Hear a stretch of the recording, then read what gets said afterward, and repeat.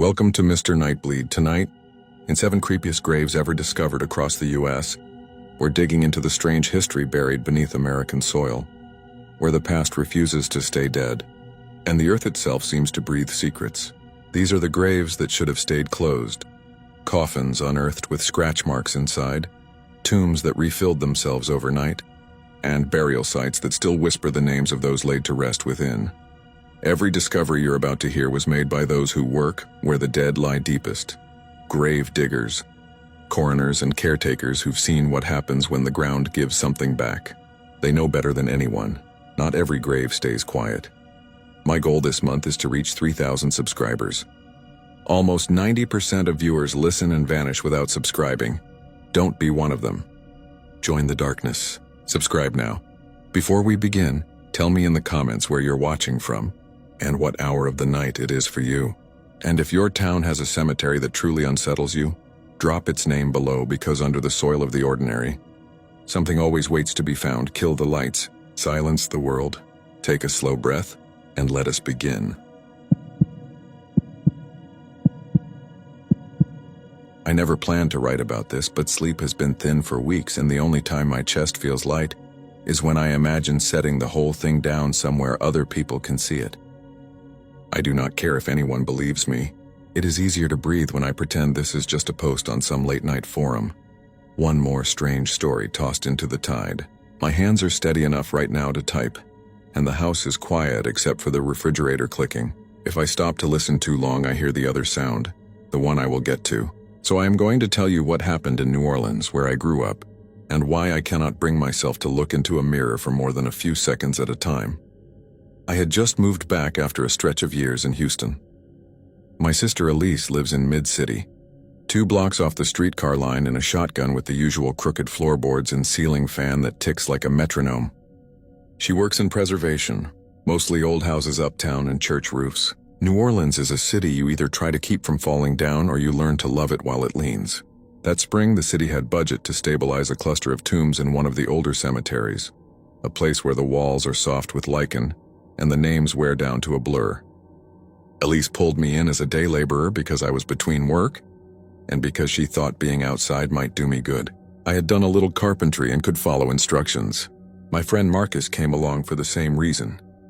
He was a bartender on odd hours and liked any job with a sunrise. The morning it started was already warm. The sky had that flat white look it gets when the heat settles in early. We met at the gates with a crew of 6. There was a foreman named Arthur with a sunburned neck and a habit of drawing his thumb along the edge of every stone like he was checking if it would cut him. There was a caretaker, Mr. Dupre, who wore a hat even in the shade and walked like his knees were tired. He knew the plot numbers by muscle memory. A city inspector, Alvarez, arrived with a clipboard and a bottle of water tucked into the crook of his arm. He looked younger than his job and already weary of us. They unlocked the gate and the scent came out to meet us. That mix of warm shell and dust and flowers left weeks ago, the kind of smell that has weight. The plan was to reset a sagging family vault near the wall and probe the ground beside it to make sure the foundation was sound. Most of the work is careful. You brace, you lift, you listen. We cleaned vines and set string lines. Around mid-morning, Marcus crouched by the base of the vault and said there was a hollow sound in the soil to the right.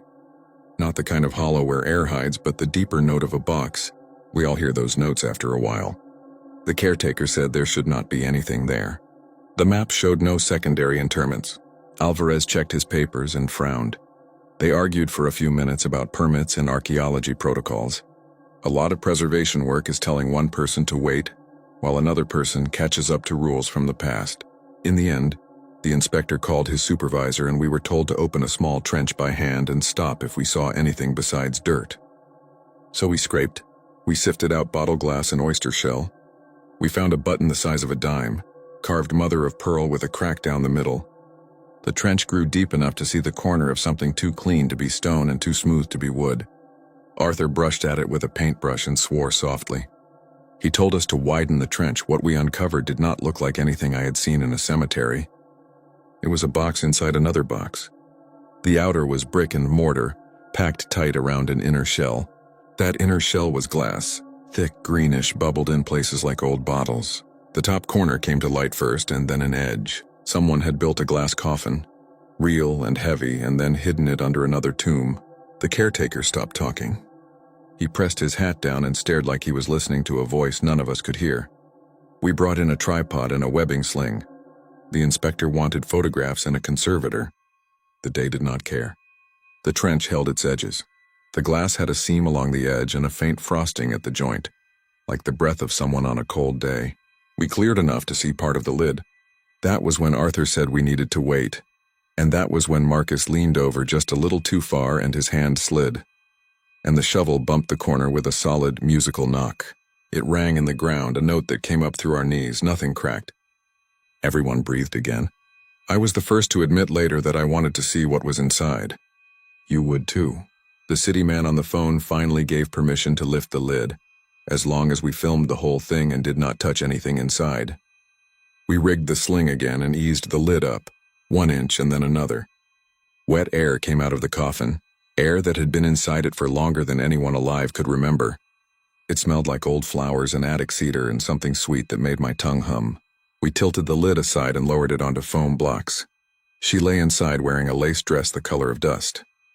Her hair was dark and braided in a crown. Her hands were folded the way people fold hands for photographs. She did not look dead. There was no way to pretend she looked like a corpse. Her cheeks had color and there was a little line at the corner of her mouth like she had heard something funny and was trying not to smile. Her eyes were open. There was a blue ring to the gray like water near a sandbar. Everyone moved slowly after that. The inspector turned his back and swore into his phone. The caretaker crossed himself. Arthur looked at me and then at Marcus and then at the girl and said, "We were going to document, we were going to set the lid back, and we were going to call the Office of Historic Preservation to take over." He spoke like each word had to be checked before it left his mouth. Marcus leaned in to film. His phone camera showed her more clearly than my eyes, as if the glass between had some trick to it. In the camera, she looked directly at us. We saw it at the same time. Her pupils shifted. Not a flicker from the light, not a trick of water, but a small, easy blink, the kind you do when dust touches your lashes. Marcus pulled back so fast the camera swung. He said he saw it. I said I did too. Arthur told us to breathe. The caretaker said he had seen strange things, but never like that, never so calm. Alvarez, who had been trying to be the sensible one, came close and squinted. He did not see it that time. The girl did not blink again. Her eyes did not cloud. She looked like someone waiting politely. Word gets around faster than people think. 2 news vans arrived before noon. Someone from the archdiocese came in a white shirt with a collar and said prayers in French under his breath. People gathered along the fence. A woman pressed flowers through the bars. The sun got higher. If you have spent days in a place like that, you know how the heat shifts. In early afternoon, the air feels thick and the world starts to shimmer a little, and even the shadows go dull at the edges. The glass of the coffin grew warm. The surface fogged and then cleared and then fogged again like breath. The girl did not change at first. The change began with her hair. It loosened at the ends and rose like smoke from a candle. The braid softened. The lace at her sleeves lifted. Her skin dried the way fruit dries in an oven. It was not fast, but it was too quick to be natural. The room you imagine around her all those years was gone. The lid was off. The air took what it wanted. We lowered the lid back onto the coffin, hoping to slow whatever was happening, but it kept going. We watched her hands lose shape. We watched the bridge of her nose sharpen and then give. The last thing to go was her mouth.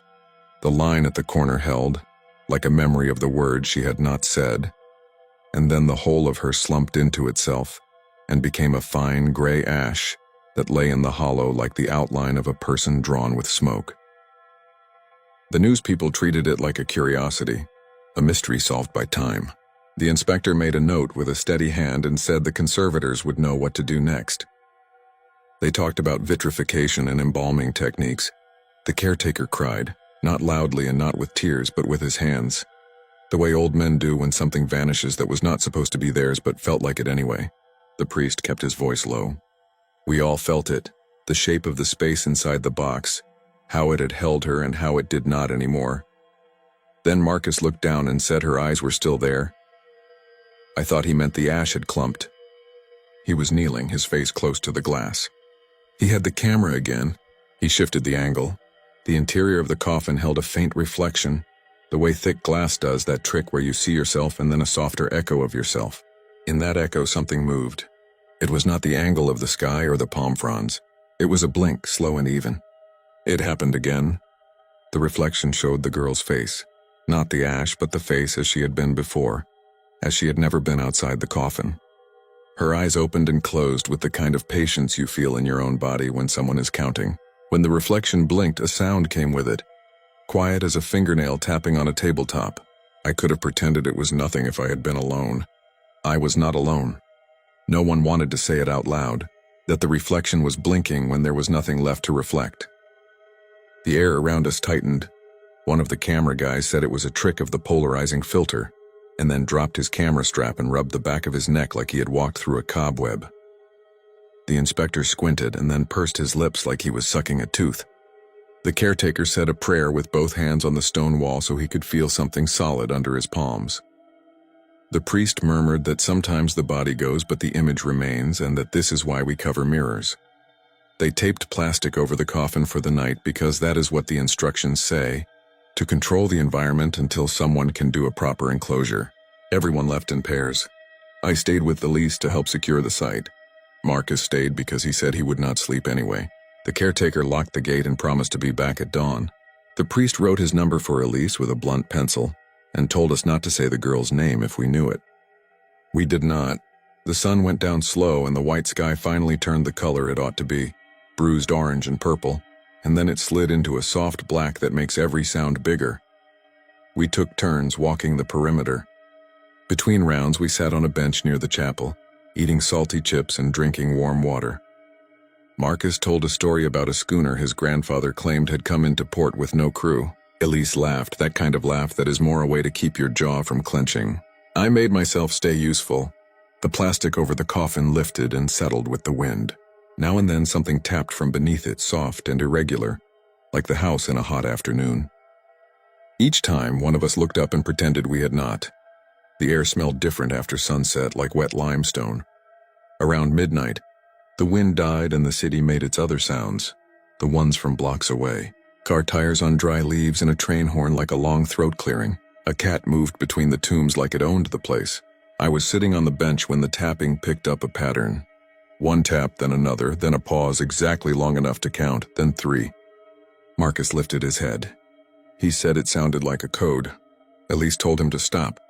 He apologized into his bottle of water and did not drink. We went together to the coffin. The plastic sagged.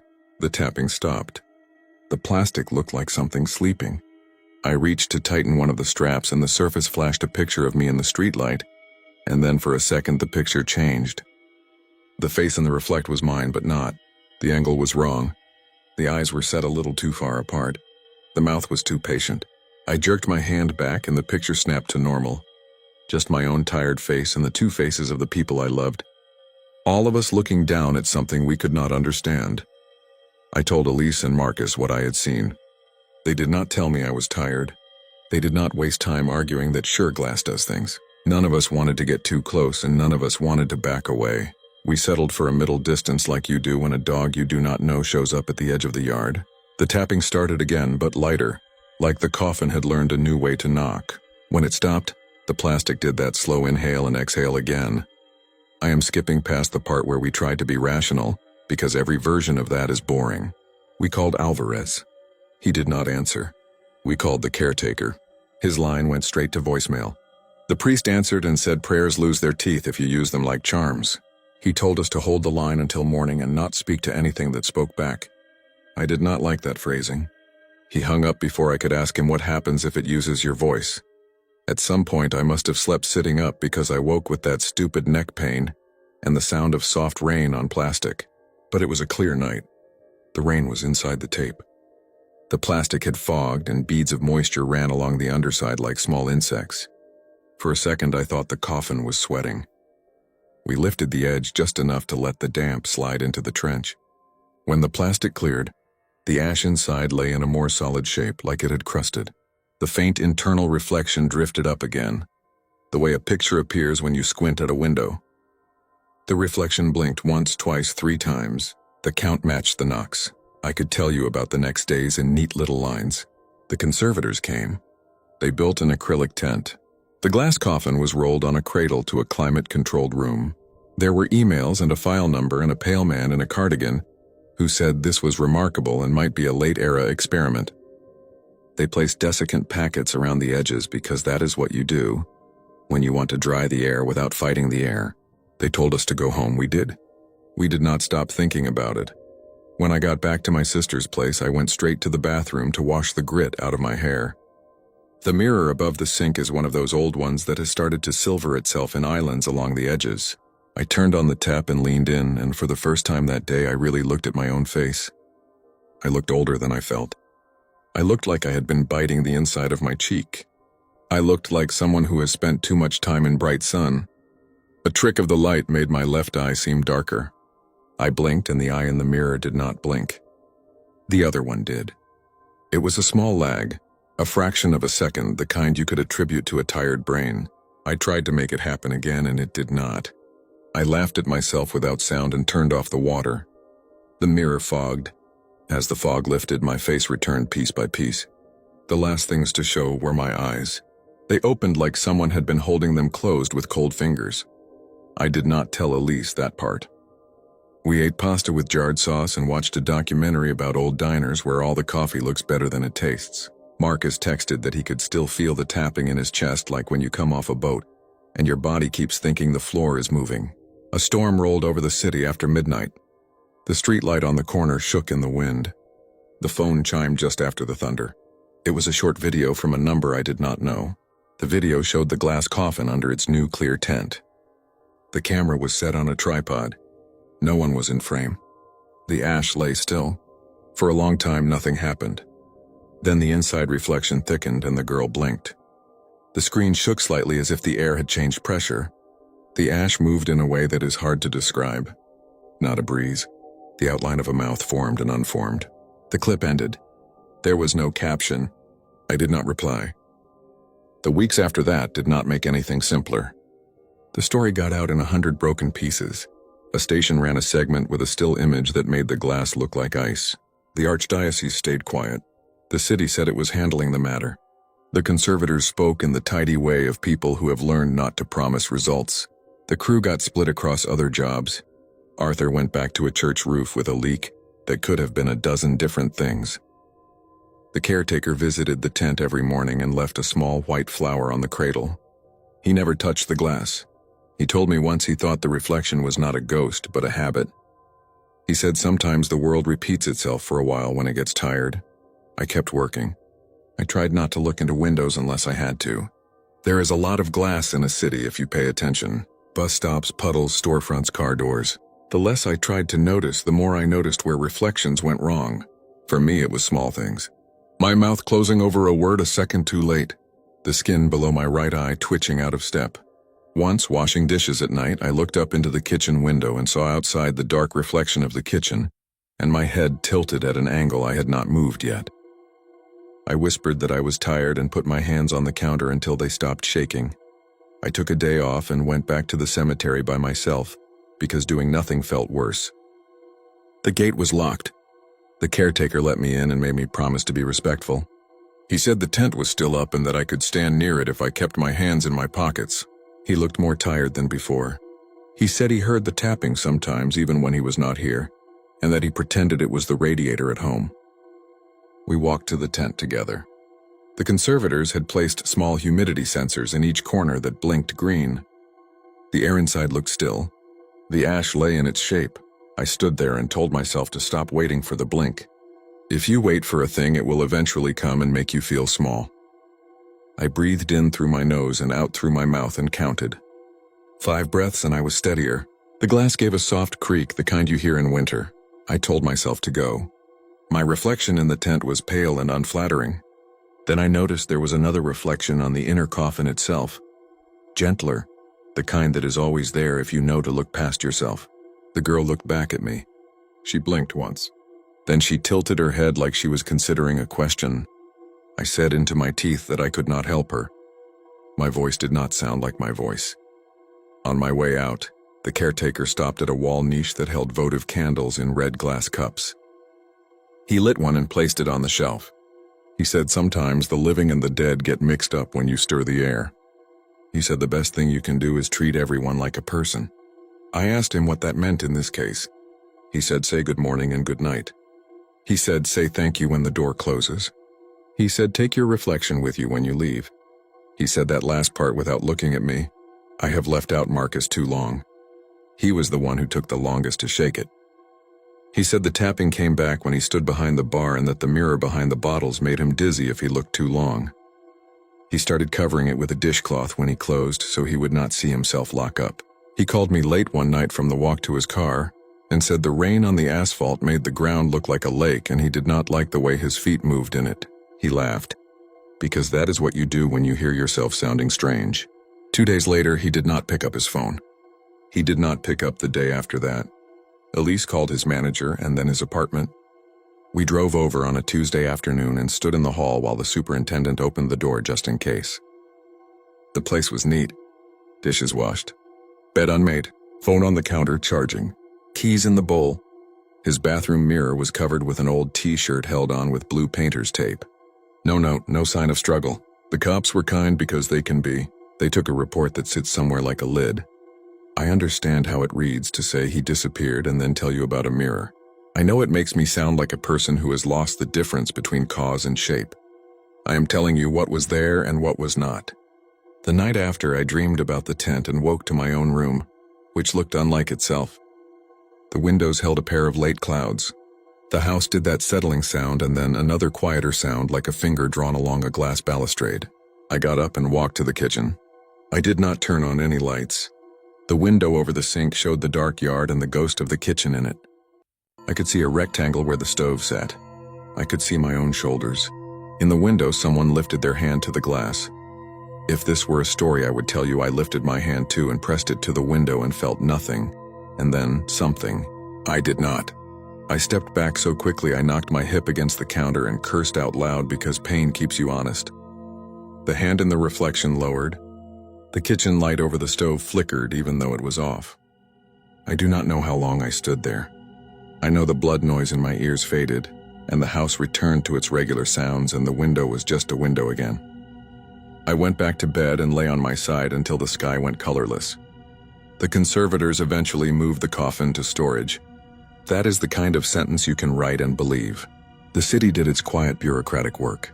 The story stopped being new and settled into being one more thing that happened in a place where many things already have.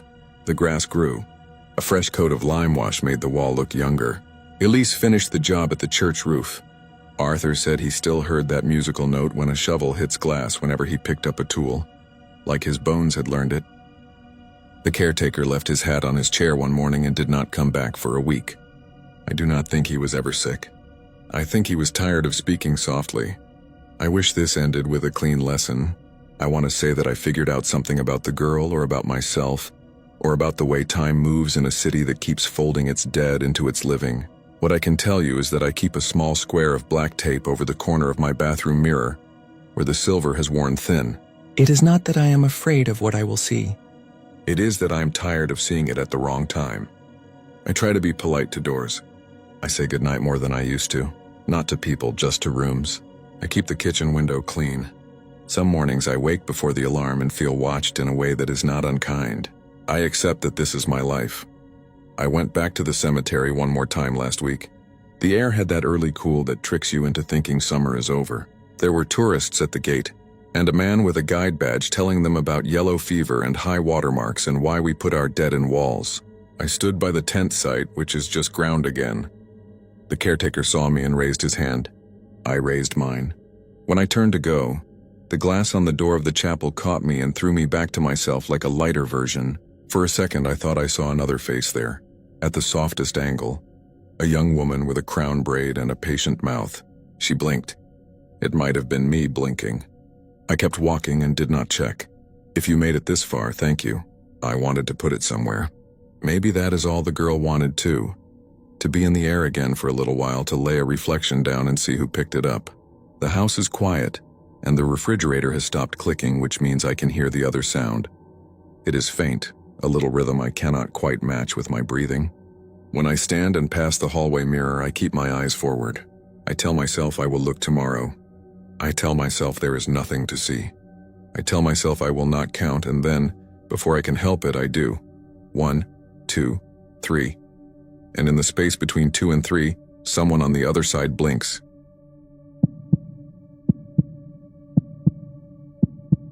I don't usually talk about work on the internet, but I can't sleep and my hands won't stop shaking, so this is the only way I know to unload it. I'm a conservation tech for a small firm that restores headstones and mausoleums around New England. It's not glamorous. Mostly you're brushing lichen, patching mortar, cataloging dates spelled with F's that used to be S's. Sometimes you get called in for something unusual, like a sinkhole that opened under a plot or a metal coffin that popped its seal in summer heat. I've done the job 6 years. I own 3 pairs of steel-toe boots, a HEPA vac that costs more than my car, and a stack of Tyvek suits. I've never been scared of dead people. It's the living who usually give you trouble. That's what I used to say. This started in Salem, Massachusetts last November. Tourists were mostly gone. Leaves plastered the curb like wet paper and the wind tasted like pennies. Our client was a small church with a burial ground set back from the street. Old stones, slate, and marble, dates from before the Revolution. Behind the church there was a family crypt, half mounded into the slope, its granite face blackened by salt and centuries. The pastor said a corner of the facade had shifted in last winter's freeze, and a volunteer had reported hearing weird air when he walked by. He used that phrase twice. Weird air. We wrote it down like we always do. Sam, my coworker, underlined it and drew a little face next to it, the way he does when something amuses him. Sam is a year younger than me. With a buzz cut he trims every Friday and hands that always smell faintly like lemon wipes. He used to do HVAC before conservation, so anytime a job involves air movement he gets interested. Our supervisor sent us with a structural engineer named Dwayne, who hates the cold and wears a bright orange beanie that makes him look like a traffic cone, and with a historian from the Historical Commission, Dr. Elena Morales. I knew Elena from another project. She's one of those people who can look at a carving on a stone and tell you which 10-year window it came from and who the carver's cousin married. Sharp eyes, quiet voice, a notebook in her pocket that she fills with tiny, precise writing. We met the pastor at 9 a.m. The grass was stiff with frost. The crypt's door was a low rectangle of iron set into a granite surround, and the mortar joints around it had cracked and shifted. There were 2 marble plaques with family names. One had pitted so much you could barely read it. The other was legible Peabody. The pastor, a middle-aged guy with wind-burned cheeks, kept his hands in his coat and said that descendants came around every few years to do some upkeep, but they live in Maine now and they're older. He said there hadn't been a burial there since the 1920s. He also said if we could minimize the number of cops and reporters, he'd be grateful. That made Dwayne laugh. Not planning on calling any, he said. We did our initial walk around. The back half of the structure was buried into the slope. There were 3 small ventilation stones in the top course, holes that used to allow airflow to keep the interior dry. They're common.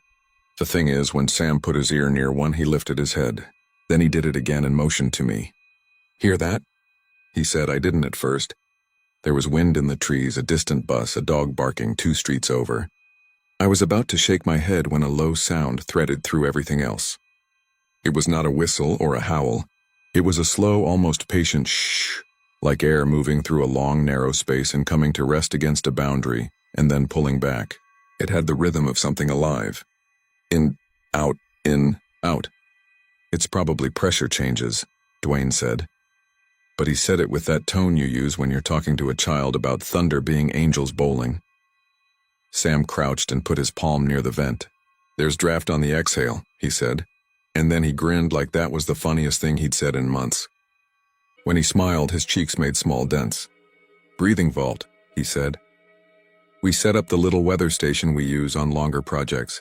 Hygrometer, barometer, ambient temperature. The wind that morning bumped between 5 and 8 miles per hour, gusts to 10. The pressure was steady. Inside the vault we couldn't measure yet. The standard practice in cases like this is to open as little as necessary. You check for structural hazards, test the air to make sure you're not about to get a dose of bad gases, and take photographs.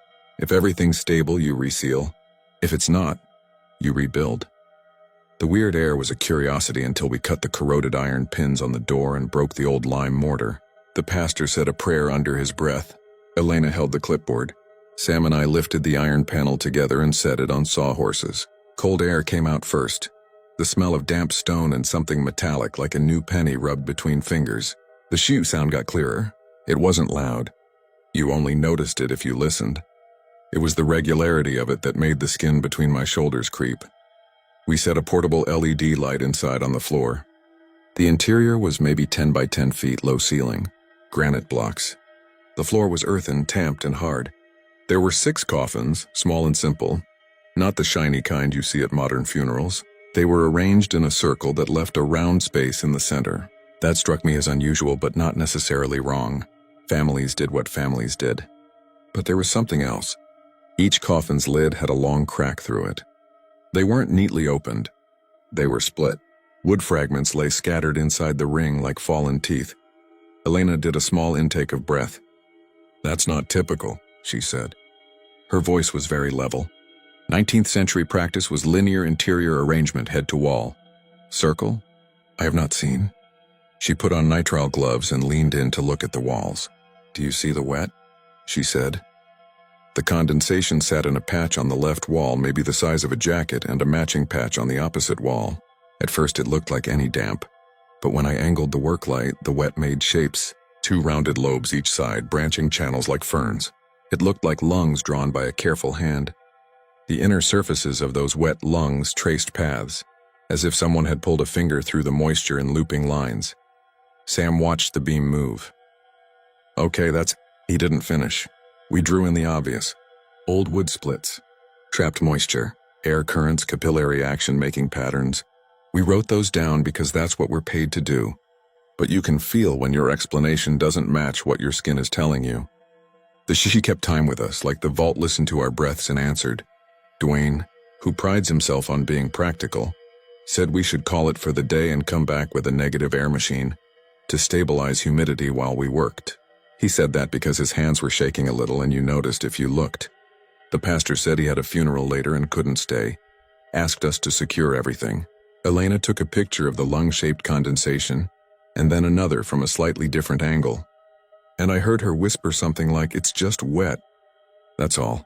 We braced the door and resealed with temporary clamps, left the vents open, and went for coffee at a place with a chalkboard menu 3 blocks away. Sam dragged the straw wrapper off his iced coffee with his teeth and spit it in the lid recycle.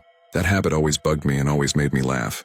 We replayed the morning like you do when you can't leave something alone. Sam said the cracks in the lids were spikes from swelling wood. Elena said the circle arrangement appeared in some Masonic burials, though not usually inside a family vault. She said she would check the names.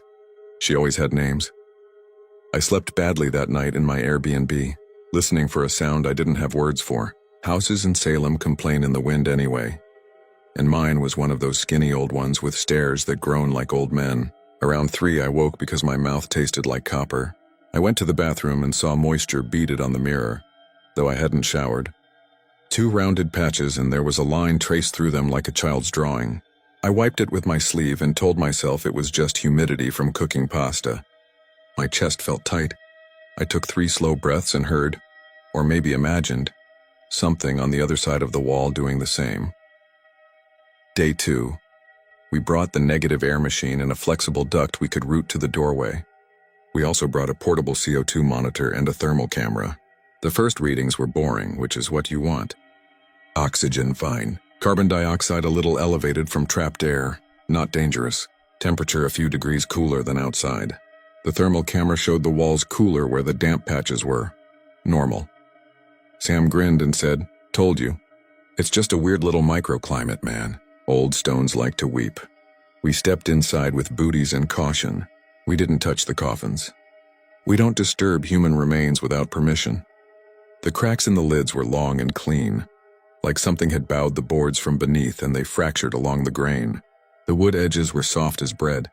When I leaned close, the smell hit me stronger. Not rot exactly. Not sweet. Metallic like air that's taken a trip through pipes. It's a smell you get in some basements, especially after a long rain. I told myself that. Elena stood in the center of the circle and lifted her phone. She didn't take a picture. She just listened. "Do you feel that?" she said. Sam stood next to her and laughed. "He does that when he's uneasy." "Feel what, Doc?" The rhythm. Match me. She breathed in slow. Out slow, Sam copied. I did too because it was contagious. Then the shh aligned itself to us. I mean, it timed itself like when you're pacing with a stranger on a sidewalk and you both start stepping in sync without talking about it. When one of us paused at the top of a breath, the sound did too. It should have been funny. It was not. Pressure changes, Dwayne said from the door. He always stood near exits. We're perturbing an equilibrium. Elena stepped to the wall with the left lung and raised her palm to it. It is warm, she said, surprised. I put my hand to the opposite side on the right and felt a trickle of cold first, then a pulse of not cold. Not exactly warm, more like the absence of cold. The damp outlined where my skin didn't touch. When I pulled my hand away, a print remained inside the shape like a negative. Okay, Sam said again, not laughing now. Okay, we left it then. We ran the machine for 2 hours and measured. The shoes kept time unbothered by the fan. I started to feel the kind of headache you get in airplanes. The pastor came back at noon, nervous about wedding rehearsal that evening with the crypt open behind his church. He asked how it was going, and we showed him our data and our faces and told him we'd like to reseal and plan a careful interior inspection with the family's representative present. He asked if that meant a descendant. Elena said probably yes. The pastor made some calls and left a message with a number in Maine. For once, no reporters came, no bored tourists. Just wind and the faint metallic smell. I ought to skip to the end, but if I do that, none of the small things will make sense. It's the small things that won't leave me alone. Like that night after pasta and too much coffee, I sat at the tiny Airbnb table and read what Elena had emailed. A scan of a 19th century notice.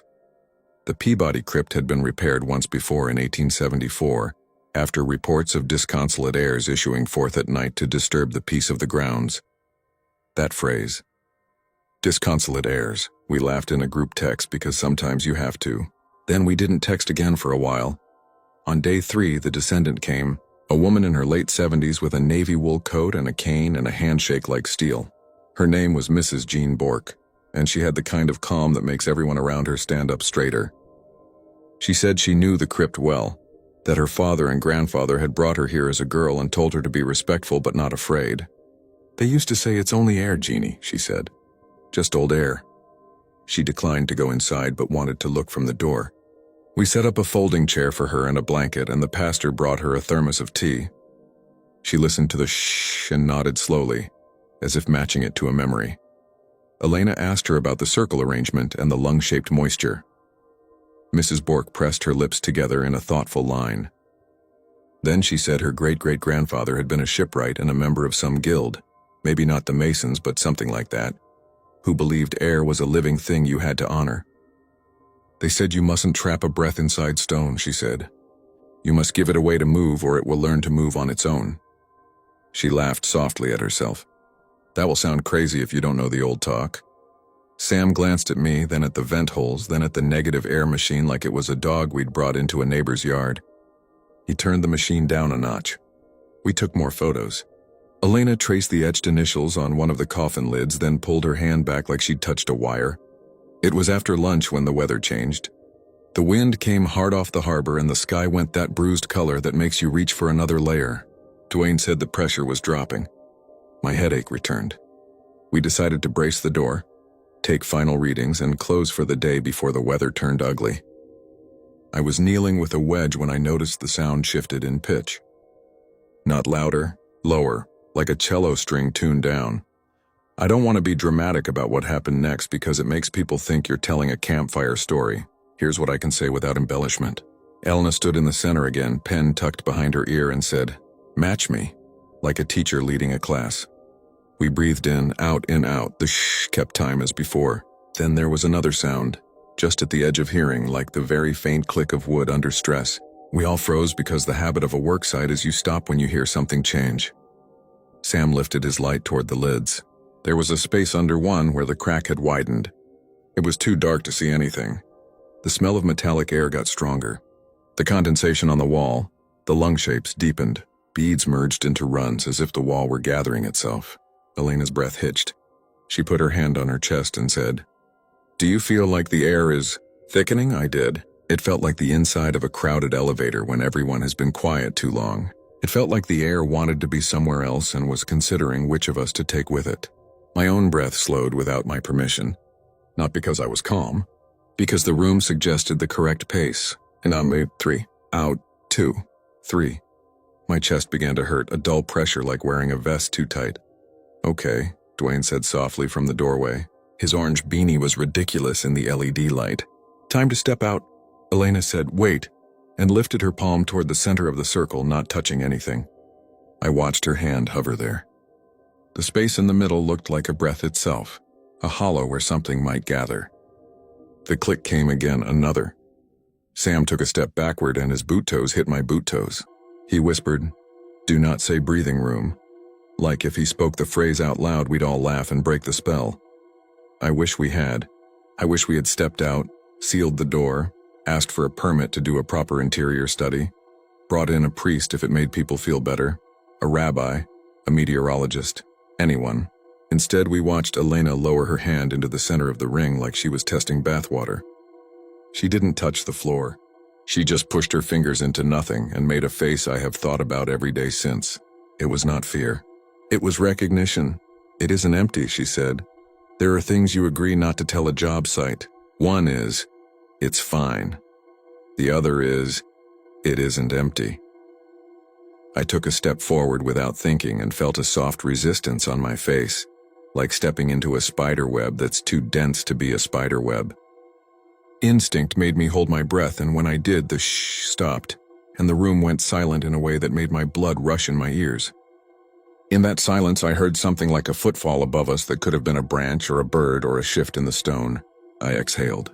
The shh exhaled too, late by a half beat, like it was learning. Mrs. Bork called from the doorway, "Children, maybe step out." And her voice shook, and that scared me more than anything. We moved at once. Sam grabbed Elena's sleeve and guided her back. I followed, dragging the duck toes out with my heel. Dwayne pulled us through and set the iron panel in place as a wind gust rattled the oak leaves. He held it there with both hands like a man steadying a door in a storm. The sound on the other side separated from the outside wind. For a heartbeat, I thought it was louder. Then it settled, pacing us. In, out, we braced the door. We buttered mortar into the cracks as best we could in the cold. We told the pastor we needed to pause the project for a day to confirm structural integrity. He nodded too fast. He kept glancing at the iron as if to make sure it stayed where it was. Elena asked Mrs. Bork if her family had said anything else about the vault beyond the guild talk. Just not to let it get angry, she said. And then she blushed like it was a silly thing to say. They said if it learns you, it might follow. They said to leave and not be alone for a little while. That night we ate together at a diner because none of us wanted to sit in our separate rooms. Dwayne talked about how humidity cycles could cause wooden lids to deform and crack. He talked for a long time in the way engineers do when they're trying to shut a door in their own minds. Elena listened and nodded and didn't drink her tea. Sam texted me under the table. I keep wanting to breathe slower than my body wants to. I wrote back, same. Then I typed, do not go home alone tonight, and didn't send it. When I got back to the Airbnb, the windows were fogged from the heat kicking on. I wiped a sleeve and saw the street was empty, leaves skating in the road. On the glass where my breath had met it, 2 rounded patches bloomed and branched. I told myself it was just the way heat condenses on cold. Then I noticed the branching lines were neat. Too neat. They mirrored each other. I stood there until the heater clicked off and the patches faded. My breath left a ghost of itself, then nothing. At 3 a.m., the metallic taste woke me again. I lay very still and listened. Every house has a set of melodies: refrigerator hum, water hammer, the sigh of ducks. What I heard was not those. It was the memory of a different room pacing itself to my lungs. I turned on the TV just to smear some noise over it. Local ad for a car dealership. Old sitcom with canned laughter. I fell asleep with the light painting the ceiling. We left Salem the next day under the pretense of waiting for permits and approvals. The pastor didn't argue. Neither did Mrs. Bork. She thanked us, hugged Elena, told Sam to keep his hat on in the wind, touched my cheek with a dry hand that smelled faintly like cloves, and told me to remember to open my windows when the days got warm again. Let it go where it wants, she said in the same tone people use to tell you to wear a seatbelt. Back home, I tried to put the job in the drawer in my head where I put the weird ones. I filed my notes, synced photos to the server, itemized our hours. Normal things. The trouble was, normal things felt like breathing in the wrong room. The first week back when I climbed stairs, I felt another climb next to me. Not a person, more like a tempo. If I tried to breathe faster, I got dizzy. If I slowed down, the dizziness went away. It was like tapping a knee to believe the beat is there. Sometimes at work, I'd lean too close to a stone and catch a whiff of that metallic air, and there wouldn't be any reason for it. In the bathroom mirror after a hot shower, the fog made shapes, and I told myself it always did if you were looking for them. I started to sleep with the window cracked even when it was cold. The neighbors below me complained about the draft. I told them the heat was overactive. That wasn't a lie. I hadn't planned to tell anyone, not like this. Then Elena emailed last week to say she'd had a check-in with the Historical Commission. I asked her how she was sleeping as a joke. She wrote, "I think it learned my rhythm. Do your windows still fog?" That same day, Sam called from a job 3 towns over. There was noise in the background like wind. He didn't say hello, just, "Do you ever feel like the room is waiting for you to start?" And then he laughed hard enough that I thought he was crying. He said he's been listening to the pauses between his own breaths the way you listen to the space between a subway's arrival and the doors opening. He said he was probably just tired. I told him to come crash on my couch if he needed. He said maybe. We're supposed to go back to Salem next month if the ground isn't too hard. The plan on paper is to reseal the vents properly, restore the door surround, stabilize the interior humidity, and document the circle arrangement for the archives. On paper, it looks straightforward. But I keep thinking about the caution Elena wrote in her field notes. This structure appears to establish a reciprocal pattern with those within it. She wrote it like a scientist. She underlined reciprocal. I don't want to go back. I also don't want someone else there who will breathe and be matched by something that is practiced. I'm sharing this not because I expect you to believe me. I know how it reads.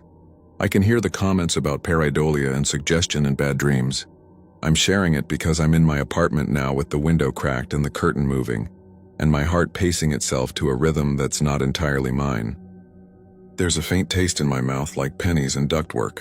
When I hold my breath just to prove I still can, the room hushes with me, and when I let the air back out, there's a beat where something waits and then follows. It's polite almost, patient, it doesn't hurt. It just wants to keep time. That's the worst part. It doesn't feel malicious. It feels like the breath of a sleeping thing that has learned the habit of living rooms from us the way we learn songs we don't mean to. I'm going to try what the old woman said. Tomorrow I'll open every window and let the cold come through and make the mirrors blind. Maybe that will be enough. Maybe it will go where it wants if I don't give it walls. Or maybe it prefers walls. Maybe it prefers learning us as we walk between them. The forecast says the wind will come off the harbor again in a day or two. I keep picturing the churchyard in November. The door braced, the vents small and patient. If you're anywhere near there and you walk past and hear a sound like slow air, do me a favor. Don't stop and match it. Don't try to see shapes in the wet. Don't put your hand to the stone to feel whether it's warm or not. I know how this sounds. I also know that I can feel my breath matching a place that is not here, and the room is waiting for me to give it the next note. If I sit very still, if I push my palm against the window and make 2 rounded patches of fog bloom under it, the branching lines will appear by themselves, neat as drawings. If I wipe them away, they return on the next breath. They're not exactly mine. They're almost mine. Then the heater kicks on and the iron taste fades, and for a little while I can pretend I don't hear anything at all. I'm not posting this to convince anybody. I'm posting because it's the only way I've been able to sleep long enough to get through a full night without snapping awake at 3:07 and staring at the dark like it's waiting for an answer. I worked nights in a small museum in Brooklyn this past year. Climate monitoring, security rounds, the kind of job where you learn how to walk quietly and talk to the building under your breath so it doesn't creak too loud. If you live anywhere near Atlantic and Court, you probably heard about the street widening project where they dug up an iron coffin like a bathtub with a lid. The news ran a few tidy stories, people said creepy and moved on. I didn't. I couldn't. Because the exhibit ended up in our building and I had to be the one to log the temperature alarms when they started going off every night, always at the same time. I didn't pick that time. It was already engraved on the lid when the workers hosed the dirt off in the streetlight, 3:07 a.m., neat as a watchmaker's hand. My friend Jay helped get me the job. He ran facilities on the day shift. Tool belt, clipped walkie, the kind of guy who knows which fuse actually controls what. He called me after the city approved the loan and said, "You want in on this? It's quiet money. You just babysit the sensors and keep the humidity where the curator wants it. You'd like her. She's normal." He meant Dr. Mendoza, who would become the other person in this story whether she liked it or not. She was small, black hair cut straight, 2 different pairs of glasses in her bag at all times. She did not believe in anything that couldn't be entered into a spreadsheet. The first day she briefed me, she tapped her nail on a laminated checklist and said, "Temperature drifts are expected during public hours. We correct back to baseline after closing. If something spikes at night, text me. If it's nothing, text me in the morning. Either way, you text." Then she pushed the badge across the desk. "And I'm serious about the iron coffin. It's on loan. The lid stays bolted. If you see anyone try to film without permission, you escort them out." I took the night shift because there's a certain peace to the city when it gives up for a while. The bus runs empty and the lights in the deli look like paintings. On my rounds, I'd do what I always do. Count my steps between exit signs, notice the draft where the 3rd floor corridor narrows, check that the fire door in storage doesn't stick. Simple things. At first, the iron coffin was just another thing to get used to. It sat low in a tempered glass case, the metal dulled by 170 years under dirt, the lid cast with a small oval window that had been covered by a plate long ago. The plaque said the child was a girl, approximate age 3 to 4, died 1850, likely of fever. There was more about 19th century burial practices, cast iron preservation, the unexpected condition of the remains. People liked that part, the rosy skin phrase that the press used and repeated until it sounded like a dare. The case had its own climate loop, 2 temperature sensors inside, 1 outside, plus an infrared motion detector to make sure some kid didn't try to climb it. Every night I'd make a note of the baseline. Every night I'd walk past the case and remind myself not to look at the window. That wasn't a window anymore. The first alert came 2 days after we opened. I had just finished sweeping the gift shop for stragglers. People will hide in the weirdest corners to get after-hours selfies, when the phone buzzed on my belt. It vibrated like an insect. Temp Excursion Gallery 2, Case 1. The app stamped at 3:07 a.m. I was somewhere between sleepy and nothing, and I walked back in with that heavy, dumb feeling you get right before dawn. The display text on the wall lighted my shoulder as I passed, and the case stood there calm as a photograph. No fog, no breath print, no one behind me. The inside temp readout had dipped. Not by much, maybe 2 degrees Fahrenheit. I cleared the alarm and it returned to baseline in under a minute. I wrote a note in the logbook, brief minor dip. No draft detected, like a good employee. At 3:07 the next night it happened again, like the building set its watch by the first one. Then again the night after. It was always a dip, never a rise, and always the same duration, 61 to 63 seconds. As if whoever or whatever was doing it took exactly that long to decide to stop. I told Jay first because you tell your friend before you tell the person who signs your timesheets. He came in early with 2 coffees and stood beside me with his hands on his hips staring at the numbers. He wore the look he wears when something mechanical wins a little fight he didn't agree to. "No external air," he said, crouching to run his palm along the baseboards. And if there was, it would be noisy. Ducks aren't magic. He was right. We could hear the HVAC cut in anywhere else in the building, but not here. Not during the dip. It felt like the room held its breath. Jay peeled a corner of weather stripping off, sniffed it, stuck it back on, then asked, "You calling her?" I texted Dr. Mendoza at 6 because I didn't want to be the person who wakes a boss at 3. She answered with a single word, "When?" And when I sent a screenshot of the graph, she wrote, "Bring me the log." She looked at it like she could will it to show her a mistake. "Nightly?" she said. "Exactly at 3:07? She pushed her glasses up and sighed so hard her bangs lifted. "We'll recalibrate." The sensors drift. Everything drifts, they didn't though. Not like that. We replaced a sensor. We replaced both. We moved a portable data logger inside the case and a separate unit outside it next to the glass. And the readings matched each other to the 10th of a degree every hour of the day, except the 1 minute when the world sneezed.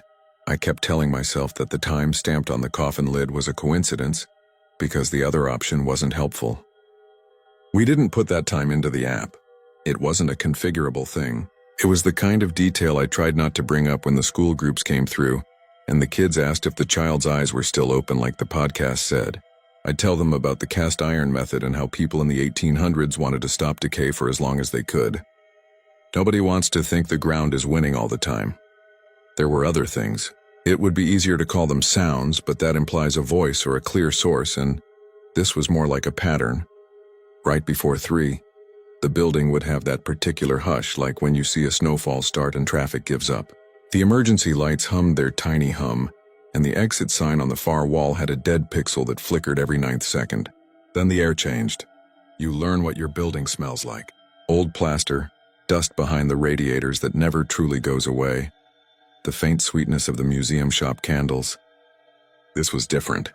It was the smell of an iron skillet left to cool after you pour water into it hot. Not rust, not blood. Wet iron. The minute passed. The smell went. The temp returned. And I would look at the case and think about that oval window under its plate, the blank shape of it like a closed eye. I didn't keep any of this from Dr. Mendoza, even though I didn't say everything I was thinking the way I'm writing it now. I told her about the smell, the pattern, the dip. I didn't tell her that sometimes I caught myself counting to 61 and holding my breath. She told me that our brains like patterns because they make us feel in control. I said, "Then your app likes them too," which made her smile without humor. She brought in a consultant, a guy named Dan with round glasses and a voice that made everything sound like a late-night infomercial. He set up a third-party system with little squares of tape like crime scene markers. After 3 nights of the same graph traced 3 times, he sent a report with words like unexplained, microclimate event, and periodic anomaly, and he added a paragraph about potential traffic, vibrations from a bus route that did not run at 3 a.m. I know because I write it at midnight. The security guard on weekends, a woman named Lena, who had a tattoo of a cormorant that disappeared under her sleeve when she reached, told me not to obsess. "You work nights, you start making friends with the wrong things," she said, tapping the glass of the case once with her knuckle and then staring at the knuckle like it had acted on its own. I used to watch an elevator dial like it was a show. It doesn't love you back. After she said it, I tried not to care that I'd started to notice other times in the building. 3:06 when the copy machine down in administration sometimes woke up and printed a blank page. 3:08 when the soda machine in the staff lounge made the sound like it swallowed. I told my sister about it too. We don't talk as much as we used to because we both got busy and that way people do. But she picked up on a Sunday morning while she poured cereal for her kid and put me on speaker. "It's a museum. Museums are haunted," she said, like it was a rule printed on the back of the ticket. "You ever tell your boss you're freaked?" I said no, I said I was fine. She laughed, crunched, told her kid to stop fishing for the marshmallows, and then said softer, "If you're not fine, you can quit. It's just a job." She meant well. She didn't see it. This wasn't a bad customer or a leaky pipe. This was a line in the water that tugged back. The night that changed things happened in late October when it rained and the gutters lost their courage all at once. The building sounded like it had 1,000 throats. The iron coffin drew more visitors because people like to mix history with Halloween, and we were closing later, which meant my shift slid later too. I was walking the second-floor corridor at 2:40 with a rag in my pocket to wipe down fingerprints on the cases. People can't help themselves when I noticed the maintenance closet near Gallery 2 cracked a thumb's width. It doesn't do that. The latch has a deadbolt built into the handle and it slips clean or not at all. I nudged it open and the light was on, bright yellow and mean, and the mop bucket was out of its square. I made a note to ask Jay if he'd been in there and forgot to shut it right, snapped the light off and closed the door hard enough that I heard the latch engage. I kept moving. I passed the coffin case at 2:51, checked the readout, and the numbers were steady. I know because I took a photo, time-stamped, something to send Jay as a joke. "Stable as my love life," I wrote, and then I didn't send it because it wasn't funny. At 3:05, the maintenance closet light was on again. I saw it from the far end of the corridor, that stripe of yellow across the floor. The doors in our building are heavy old wood. They don't bounce. They don't drift open with drafts. I felt the kind of irritation that rides on the back of fear. I went over, put my hand on the knob and listened. Nothing. Just rain and a soft tick like water running down hot metal. I opened it and everything was the way it had been 10 minutes before. except the rag I keep pushed into the corner under the shelf had been moved. It lay in the middle of the floor unfolded. There were 2 wet marks on the concrete, not shaped like shoes or wheels. More like someone set 2 hands down very lightly, and then changed their mind. I was still standing there when the phone buzzed against my belt like a wasp under glass. Temp Excursion Gallery 2, Case 1, 3:07 a.m. I closed the closet, didn't run, almost ran, and reached the case in time to see my breath in front of me like a cigarette, but not warm enough to come from me. The direction was wrong. It fogged in a narrow column up the glass and away, and the smell of wet iron was so strong it felt like I could taste it. The display text did its neat glow steady. The numbers on the screen slid down a degree and a tenth and then climbed back up. The minute passed and the breath cleared. Somewhere down the hall, a muffled door slammed as the building did its settling thing. I set my palm flat against the glass case. It was cool where the fog had been and normal everywhere else. A ring of sensation fading against my skin. I don't know why I said it, but I said quiet, "I'm here." The next day I told Dr. Mendoza everything. Her eyelid twitched when I said the part about the handprints on the floor. Not hands, I corrected myself. Not exactly hands, but not nothing. She smoothed her skirt like it needed help and said, "Sometimes we create the shape we expect." "There's language for that," I said. "I know," she said. "We still need to understand the event." She installed a camera pointed not at the coffin case but at the room. Wide angle, high resolution, on a separate circuit. She didn't want to be the person who recorded the child in the coffin for a cheap thrill. I respected that. We were not thrill people. We were list people who would, however, sit alone in a big building to rescue old air. The feed saved to a hard drive in her office. For a week, every night we got the same dip at 3:07, and the camera saw nothing but an empty room getting emptier for a minute. Then on the 8th night, with the rain gone and the city bright with that particular cold you only get before winter commits, we got something. If I say something, you'll think I mean a face or a shape. That's not it. The camera picked up a change in the way light fell on the case, like a smudge that moved from left to right and then away. It could have been a gnat if gnats made the air colder. It could have been a trick if tricks smelled like iron cooling underwater. When Dr. Mendoza and I watched it in the morning with coffee and a shared frown, she pinched the bridge of her nose and said, "We are not showing this to anyone." She looked at me hard. "We document, we adjust, we do our jobs. We tried to make it a job. That was the only way to keep going without feeling like you were the only person awake in the world." Jay put new seals on the case even though the old ones were fine. He stood there with a roll of foam in his teeth and said around it, "You know the actual weirdest thing? It's how consistent it is." Lena told me to start taking my break at 2:55 so I wouldn't feel like I was waiting for anything. And when I told her I didn't want to be away from the case, she gave me a look I remember from my mother when she realized I would try to carry all the grocery bags in one trip rather than ask for help. "You can't be responsible for everything that happens in a building," she said. "You're not a plug you stick in the ocean." I began to say the word "okay" to the rooms out loud. It makes it worse to pretend you aren't thinking what you're thinking. I said it before I unlocked the side entrance to let the cleaning crew in. I said it when the elevator gave a small wrong shutter between the first and second floors. I said it to the label on the display case that used the phrase "perfectly preserved." And I said it when I touched the metal trim on the glass that never warmed up, not even when the sun got in through the skylight in the late afternoon. I said it when the temperature dipped 1 minute every night like a metronome for a song only one person could hear. Okay, okay, okay. I don't know at what point "okay" turned into invitation. I didn't mean it that way. I didn't mean it at all, which might be the worst form of meaning. But I started to feel a second presence in the routine of the building. The way you feel a cat at your ankles before you look down. It wasn't only at 3:07. It was in the maintenance closet when the light would click on and off once, never twice, when I walked by. It was in the elevator where the floor indicator would stick at 3 for a tick too long before settling on 2. And I would feel a small pressure behind my knees like a child leaning. It was on my phone when the calendar reminder I'd set to check filters at 3 o'clock would, once, wake me at 3:07 instead. My sister would tell me that this is exactly how your brain ties strings between pegs that were never there. Maybe. Except one night. I took the bus home at 5 and fell asleep to the sound of someone on the seat behind me, quietly singing a tune I didn't know. And I woke up at my stop with that melody still in my head, thin and slow. And when I walked into the museum later that night and stood in Gallery 2 just past closing, I heard the same pattern in the hum of the emergency lights. The same notes, like the building remembered what I remembered. We weren't the only ones getting twitchy. The neighbors who walked their dogs past the rear loading dock started asking more questions.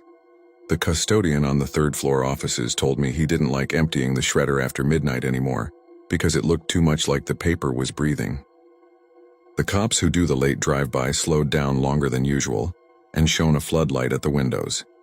When I waved, the younger one in the passenger seat rolled his eyes because waving at strangers behind glass at 3 in the morning is a weird thing to do, even if it's meant kindly.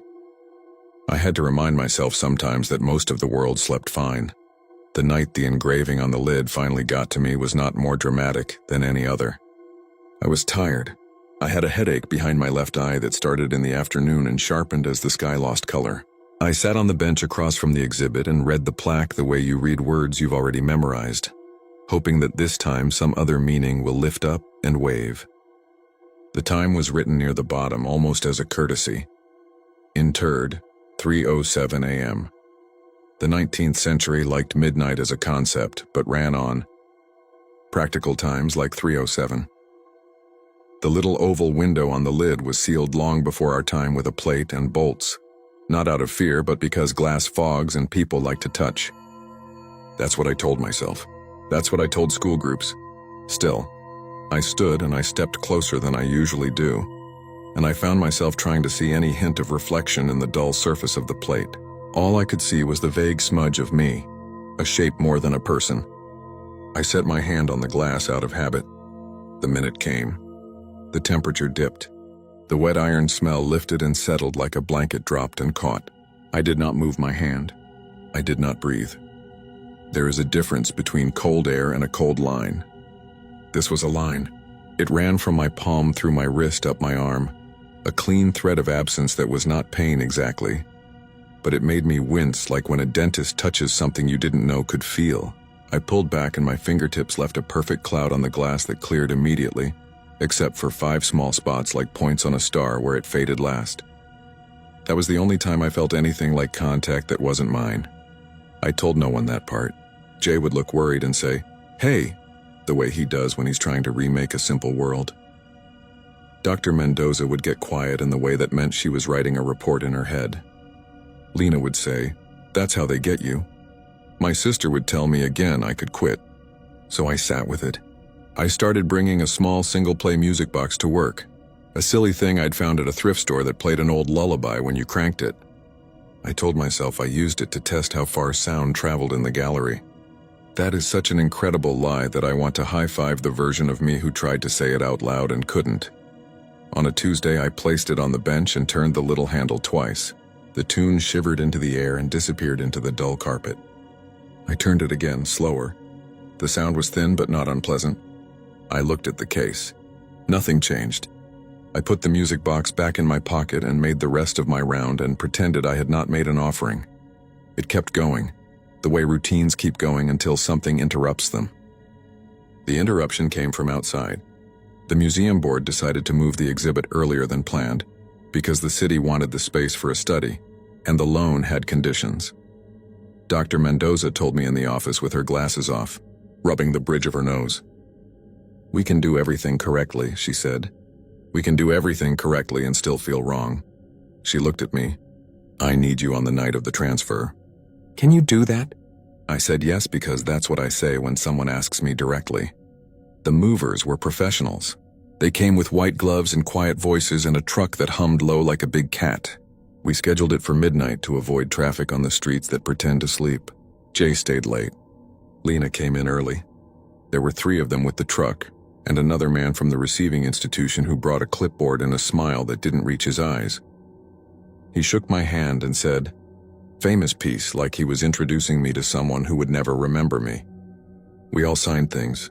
We all made promises to each other that had dates and times attached.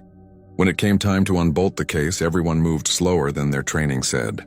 The lid on the glass lifted in a neat, quiet arc. The air inside had no smell at first, and then the wet iron note came and went like a wave that didn't hit your feet so much as it left them dry and colder. I watched the handheld readout. It stayed steady. The man with the clipboard cleared his throat in a way that said he didn't approve of uneven breathing. They lifted the iron coffin with slings that cradled it like a fragile thing, which for once was precisely the truth. When they turned, I saw the plate over the oval window had a few new scratches on it I had not noticed before. They could have been anything. They looked to me like the arcs you make when you reach toward light with your nails and then choose not to scratch. I looked at the time. 1:49, we were early. Good. We would be done and gone and the case would sit empty at 3:07. Maybe that would be the end of it. We loaded. We signed. The truck left with a slow, careful turn of the wheel that made no sound on the wet street. We stood in the empty gallery with an empty case and a thin echo. Jay clapped me on the shoulder and said, "Pizza!" Like the job was to fill the space with anything that wasn't silence. Lena went back to her desk to complete the log entries. Dr. Mendoza stayed and stared at the spot where the case was, her hands in her pockets and her shoulders drawn in. "Go home," she said to me without looking. "Sleep. It's done." I left because leaving felt like the only respectful thing. I didn't sleep. I got on the bus. I watched the city pass its own reflection in the shop windows. I let myself into my apartment and made tea and didn't drink it. At 2:58, I found myself standing with my coat on, looking at my door like it would open if I stared long enough. I texted Lena, "You good?" She wrote back a thumbs up emoji and then a second later, "Stop."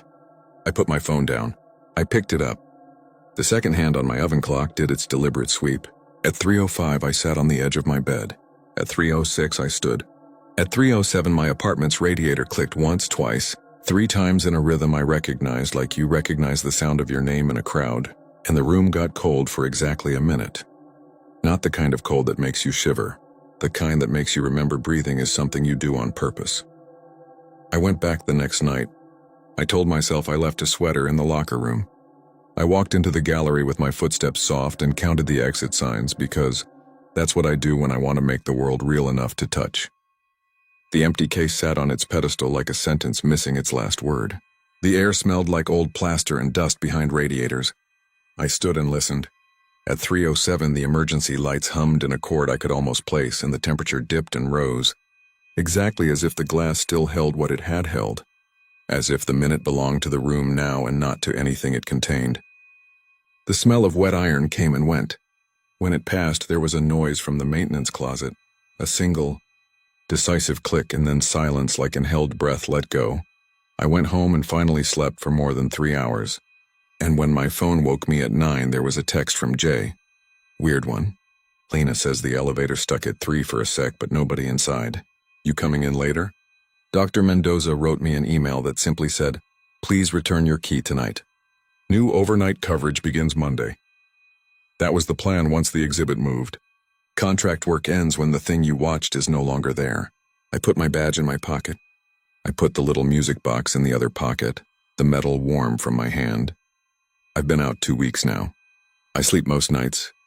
Ordinary sleep with ordinary dreams, like missing a bus or losing a hat. Sometimes I wake at 3:07 and stare at the ceiling and listen for nothing. Sometimes I hear the radiator click and I figure it out, like an adult. Sometimes there's a smell like wet iron on the edge of something boiling, and I think of the old lid with its blank oval, and the scratches I probably invented. I have not asked where the iron coffin is now. I have not looked up the receiving museum or checked their hours or their webcams.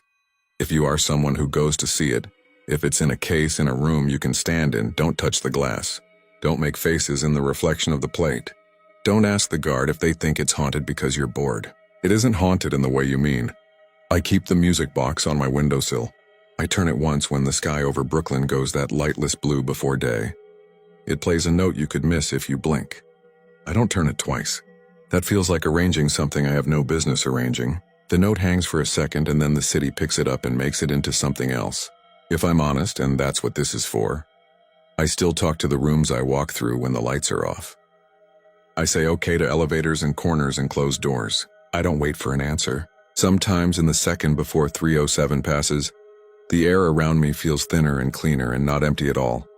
Like the pause you take to listen for someone small approaching across a long floor. I never hear the footsteps. I never see a shadow. I only know that for 1 minute of every night since we dug a child out of the street and gave her a room with good glass and numbers that tell us how to feel, the world slows down right on time, and something remembers how to be held. I stand still and I count and I am counted. And when the minute ends, when the radiator clicks, when the hum of the exit sign steadies, it leaves a space that feels like an open hand. Turned palm up, waiting, not asking. The most ordinary shape a person can make and the hardest one to ignore.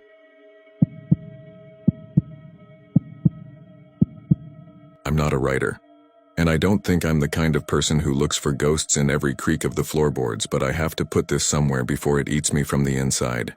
A month ago, I took a short trip to Arizona to clear my head after a messy breakup. I told myself I'd do quiet things. No drinking, no bars, just coffee, old buildings. The sort of corny roadside museums where the gift shop lady asks where you're from and then recommends the same 3 things she always recommends. I booked 2 nights in Tombstone because I liked the idea of it. Everyone says it's a tourist trap, and it kind of is. But it's also small enough that you hear the wind before you hear cars. You can smell dust at noon and mesquite at dusk. The wood sidewalks have this hollow sound when you walk on them, and everything goes gold for about 10 minutes before the sun drops and the town remembers it's mostly empty. I was traveling with my sister, Kay, and my neighbor back home, Omar. He's a photo nerd and had been trying to teach me manual mode like it was a language. Kay came to make sure I actually took a break and didn't doom scroll in a different zip code. On our first evening, we did the normal Tombstone things. We watched a reenactment we knew was fake but still clapped for. We bought sarsaparilla because the man in the vest said it like it mattered. After dinner, we walked past the Birdcage Theater and down to the old cemetery. A woman at the museum had told us to go just before sunset when the headstones turn that weird, warm color that looks fake in photos. Boot Hill, she said. The way locals say, you know, with a shrug that makes you feel like you're in on something.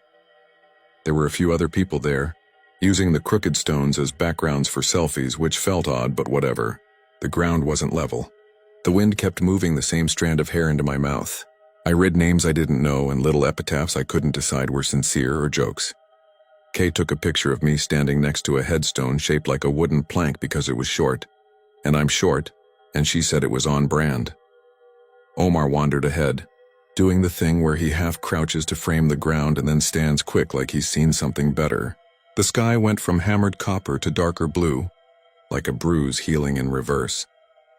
I don't remember why I stopped at the grave with the name Sarah Finch. Maybe because Sarah looks like a soft word even when it's carved into stone. The headstone was white marble, rounded at the top with a chipped corner. The inscription said, simple as anything, Sarah Finch, died 1871. There wasn't much else. No verse, no sentiment, just that. The letters had the uneven depth of hand carving. It wasn't one of the novelty stones that got put up for tourists, unless someone had gone out of their way to make it look plain. The dirt in front of it was smoother than most plots, like someone had brushed it. I stood there and felt that quiet you get sometimes in old places with open sky, where your ears still think they'll hear a horse. Hey, Omar said from behind me, already holding his camera up. Step to the left. I want that yucca thing on the right. He took a shot, looked at the screen, then took another. Nice text, he said. Old serif. Looks good in contrast. He talks like that about fonts, and I love him for it. He took a couple close-ups of the letters. Kay came over and told me to pretend to think deep thoughts for her Insta story. I made a face and she laughed. We walked a loop after that, saw the ones that said hang by mistake, and debated whether those were real. It got cold fast. We left when the sky stopped being blue. That night we went back to the motel, the kind where the AC hums like a sleepy dog. Omar uploaded his shots and started sorting while Kay flipped through a local pamphlet about Tombstone's Most Haunted. I fell asleep to the sound of him muttering ISO numbers like a prayer. In the morning we did the mind tour and coffee thing. We argued about pancakes versus eggs. We were just people on a trip. The only oddness was so small I almost didn't mention it. While we were paying for breakfast, the waitress asked where we were visiting from. And when I said Phoenix, she winced and said, hot. Then she asked if we had any plans for the day. And when I said we might go back to Boot Hill because Omar wanted morning light, she went quiet like she was thinking too fast. They're doing some work up there, she said. Sometimes they rope off a section. Just don't climb over if they do. The ground's soft. Kay thanked her and we left, and I forgot about it until later. We did go back that afternoon because Omar wanted to get those clean shadows. It was a different world in daylight. Less magic, more dirt. A couple of stones had bouquets in plastic sleeves. The wind was sharper. We split up because that's what you do, I guess. And I went back to Sarah Finch without exactly knowing that's where I was going. You do that thing where you pretend you're just meandering and your feet are like, can we not lie? The headstone looked the same from far away. Up close it didn't, the letters weren't right. Not all of them. The name was the same. Then the line. Then the word died. Then the year. That was different. I remember how big my breath felt in my chest because for a second I thought I was reading it wrong.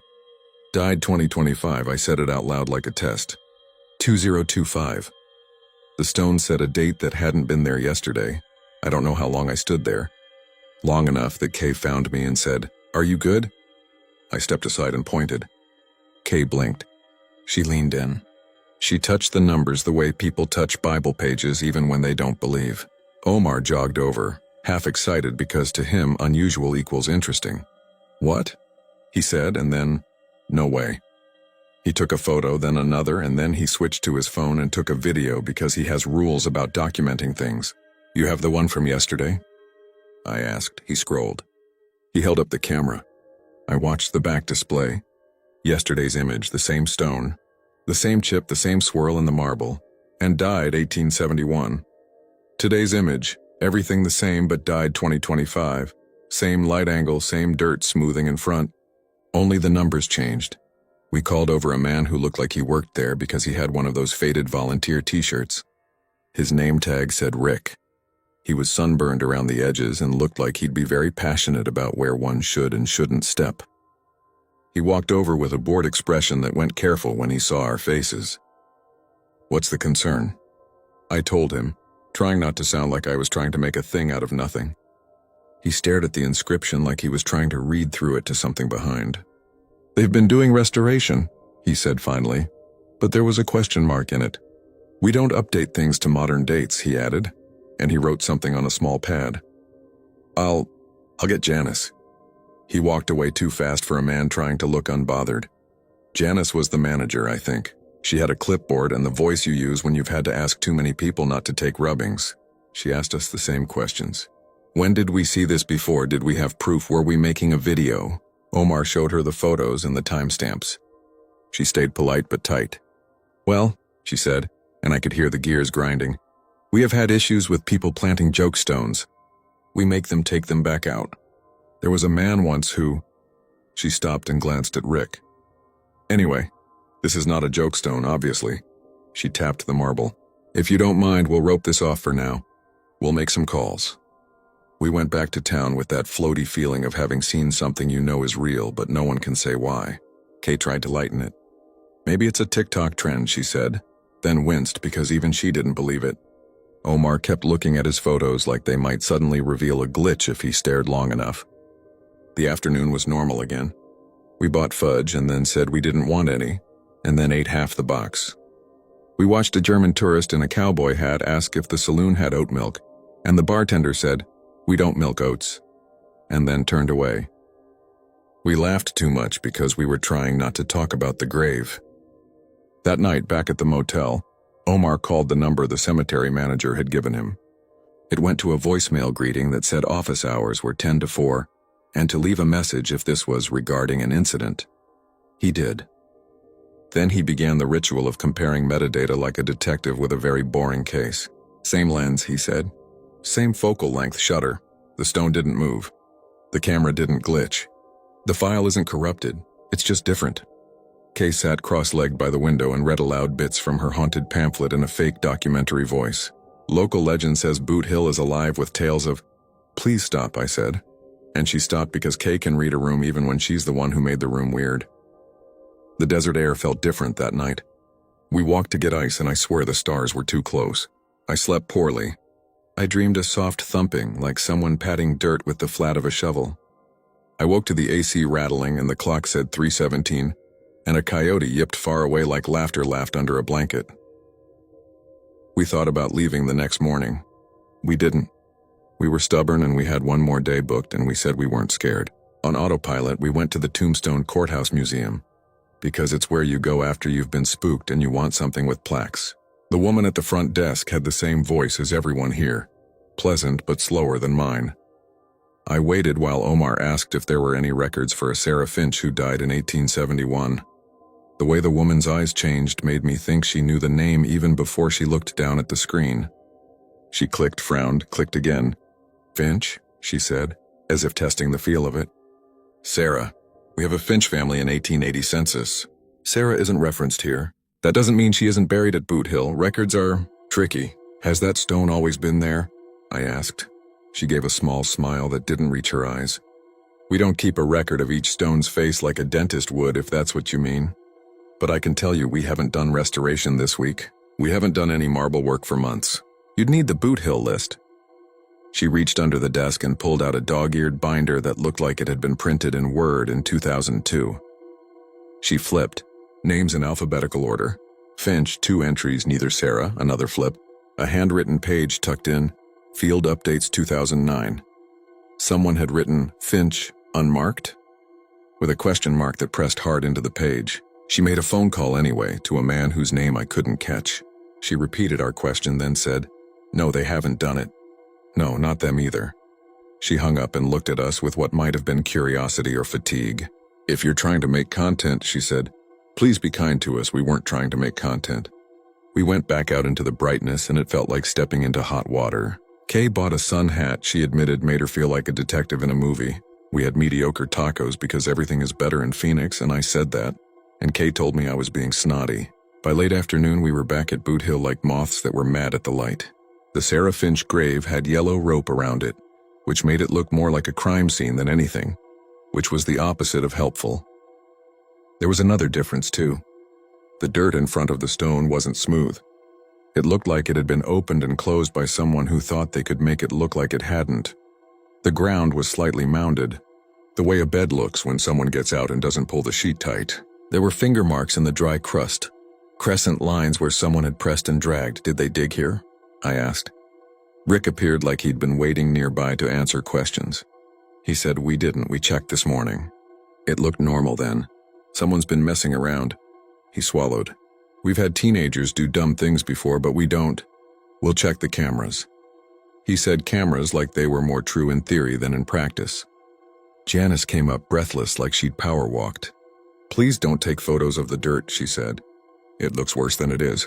We'll call the sheriff." The sheriff came. Or a deputy. He looked like he'd been asked to deal with less. He took our names and asked where we were staying and whether we'd been to the grave at night. He asked if we'd touched the stone. Omar said he'd touched the letters yesterday to feel the carving, and the deputy nodded slow. "Well," he said, "we'll keep an eye."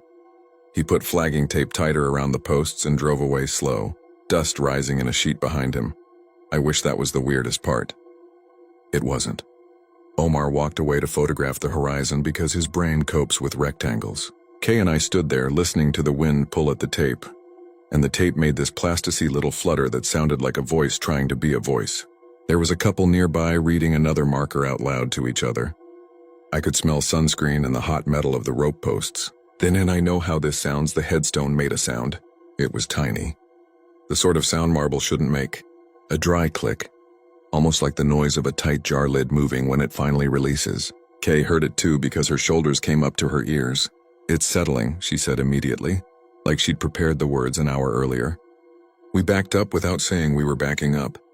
The sun hit the stone so hard the name looked white where the rest was cream. For a second the numbers seemed darker, not just darker. Wet. That's not possible, I know, but that's what it looked like. Like the numbers had been written with water and were sinking in. I wanted to leave. Kay said we should give Omar another minute. Omar is someone I trust in traffic and storms. He's not careless, but he's also someone who gets tunnel vision when he thinks he can capture something. He had circled around to the backside of the rope and was shooting along the rope line to get the tape in the foreground. He didn't cross it. He raised his camera again, and that's when the ground hiccuped. I don't know how else to say it. The dirt in front of the stone shifted like something small was padding from underneath, like a slow exhale through a layer of soil. You could see a little puff of dust rise and fall. Omar froze, then took a step back. "There's an animal," he said, and I loved him for the quick, normal explanation. "Probably a gopher." "Gophers don't file paperwork," Kay said, because the part of her that cracks jokes when she's scared is honest and sometimes loud. The dirt moved again. 3 soft pats, no rhythm, as if someone had to remember how to count to 3. We left. I'm not proud of how quickly. We left because it was one of those things where your body has already decided before your brain argues. At the parking lot, Omar kept looking over his shoulder like he'd left a bag. He set his camera on the hood and showed us the last few images. We swiped. Stone, rope, tape, dirt. Stone, rope, tape. Then a frame where the numbers looked a fraction different. The 2 had a bulge. The 5 had a thinner top and a slightly longer tail.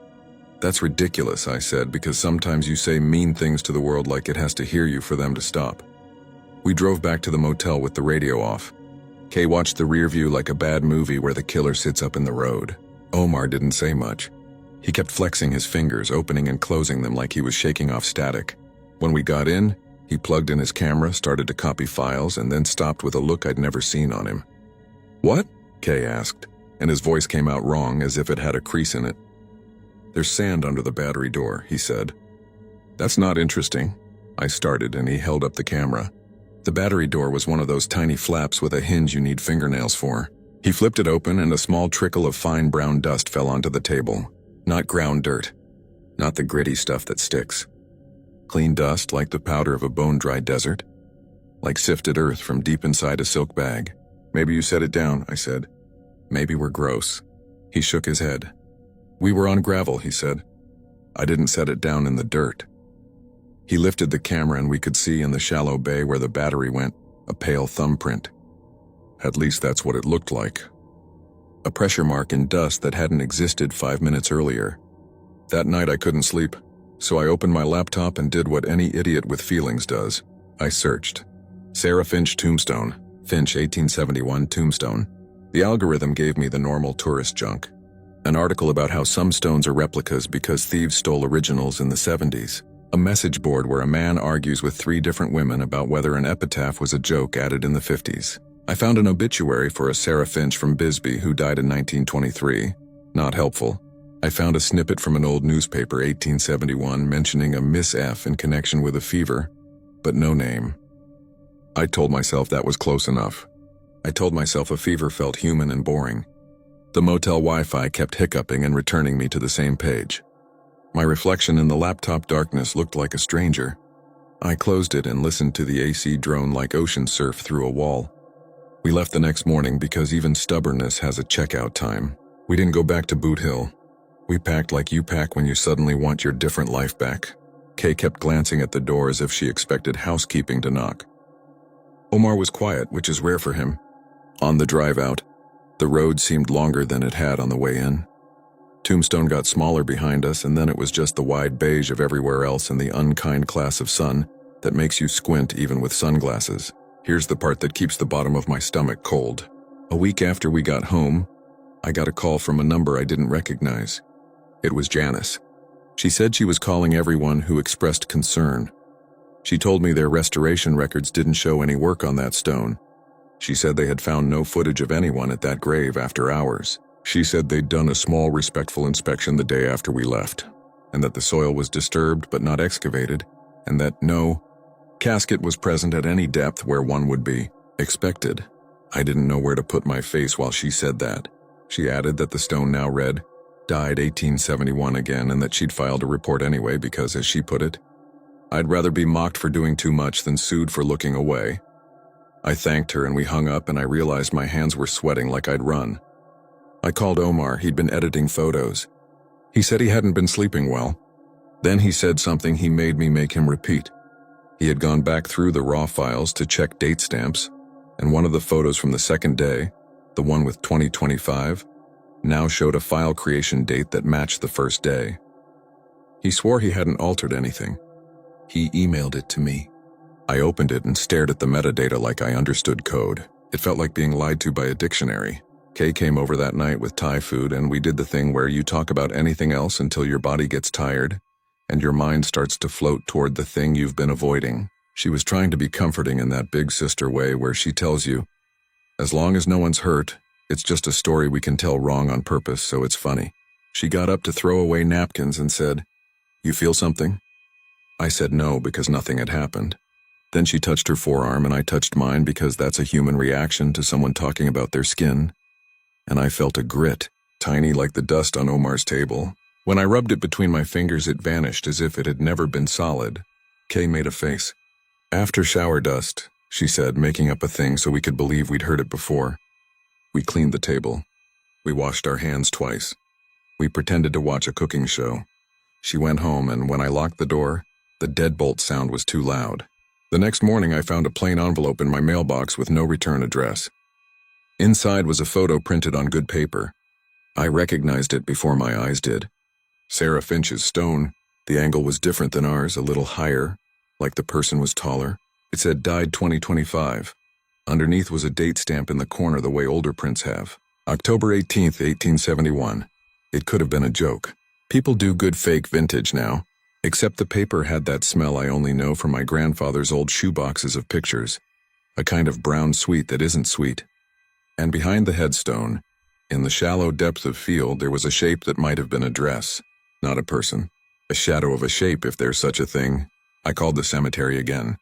Rick answered this time. I could hear a lawnmower far away. I described the photo. He went quiet, then said, careful as eggs. Sometimes people mail us things. We don't encourage it. What does that mean? I asked. He sighed.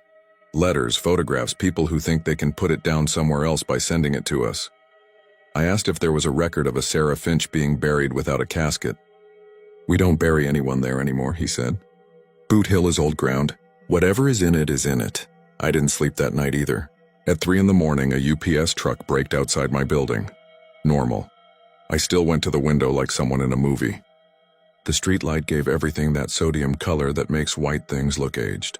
In that light, the top of the mailbox row looked like a low fence around a small plot of land. My brain put the headstone there before I could stop it. An afterimage on top of real life. I lay back down and listened to the building settle and thought about the waitress saying the ground was soft. People on here always have that thing they say at the end where they tell you what to do if you ever end up where they were. Bring salt. Don't say a name. Don't turn around if you hear your own voice from behind a door. I don't have that. I only have a handful of details and a fact that keeps changing.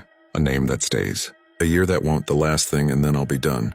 Yesterday, Omar texted a picture from his kitchen. He'd been taking his camera apart to clean it because he said he felt like it needed it. The back display was on. It wasn't showing an image. It was showing a file naming error I haven't seen before. The camera had created a folder by itself, he swears. The folder name was Finch. Inside were 3 screen-sized thumbnails, black. He clicked the first and the camera froze. He clicked the second and it hissed like a bad speaker. He clicked the third and the camera shut off even though the battery was charged. When he turned it on again, the date had reset to 1871. He laughed when he told me that. A small, exhausted laugh like a person trying not to show you they're touching a hot stove. I know it's impossible, he said. I know it is. He sent one more text after that. It said, I keep hearing that tapping. He added a line like he'd meant to delete it but didn't. It's coming from the cupboard under the sink. I know better than to drive back. I know better than to open envelopes with no return address. But I have the photo on my table right now, and I keep looking at the date and then at the window and then at the bottom of my feet to check for dust I can't see. I tried to call the number on the back of the museum pamphlet and it rang and rang like a far room you aren't supposed to enter. The crying thing is I never asked why I stopped at that grave in the first place. There were 100 names in that ground. My hand just moved in that direction like it recognized a sound I don't remember we've heard before. I'm posting this because if you go to Tombstone and you see a white marble stone with a soft name and a hard date, maybe you won't touch the numbers. Maybe you won't lean close and fog them with your breath. Maybe you'll look for the smoothness of the dirt in front and pay attention to whether it looks brushed from above or patted from beneath. And if you take a picture, check it twice before you go. Check the corners, check the metadata, check whatever it is that tells you a thing is anchored. Then walk away and don't look back when the wind makes the rope tape sing.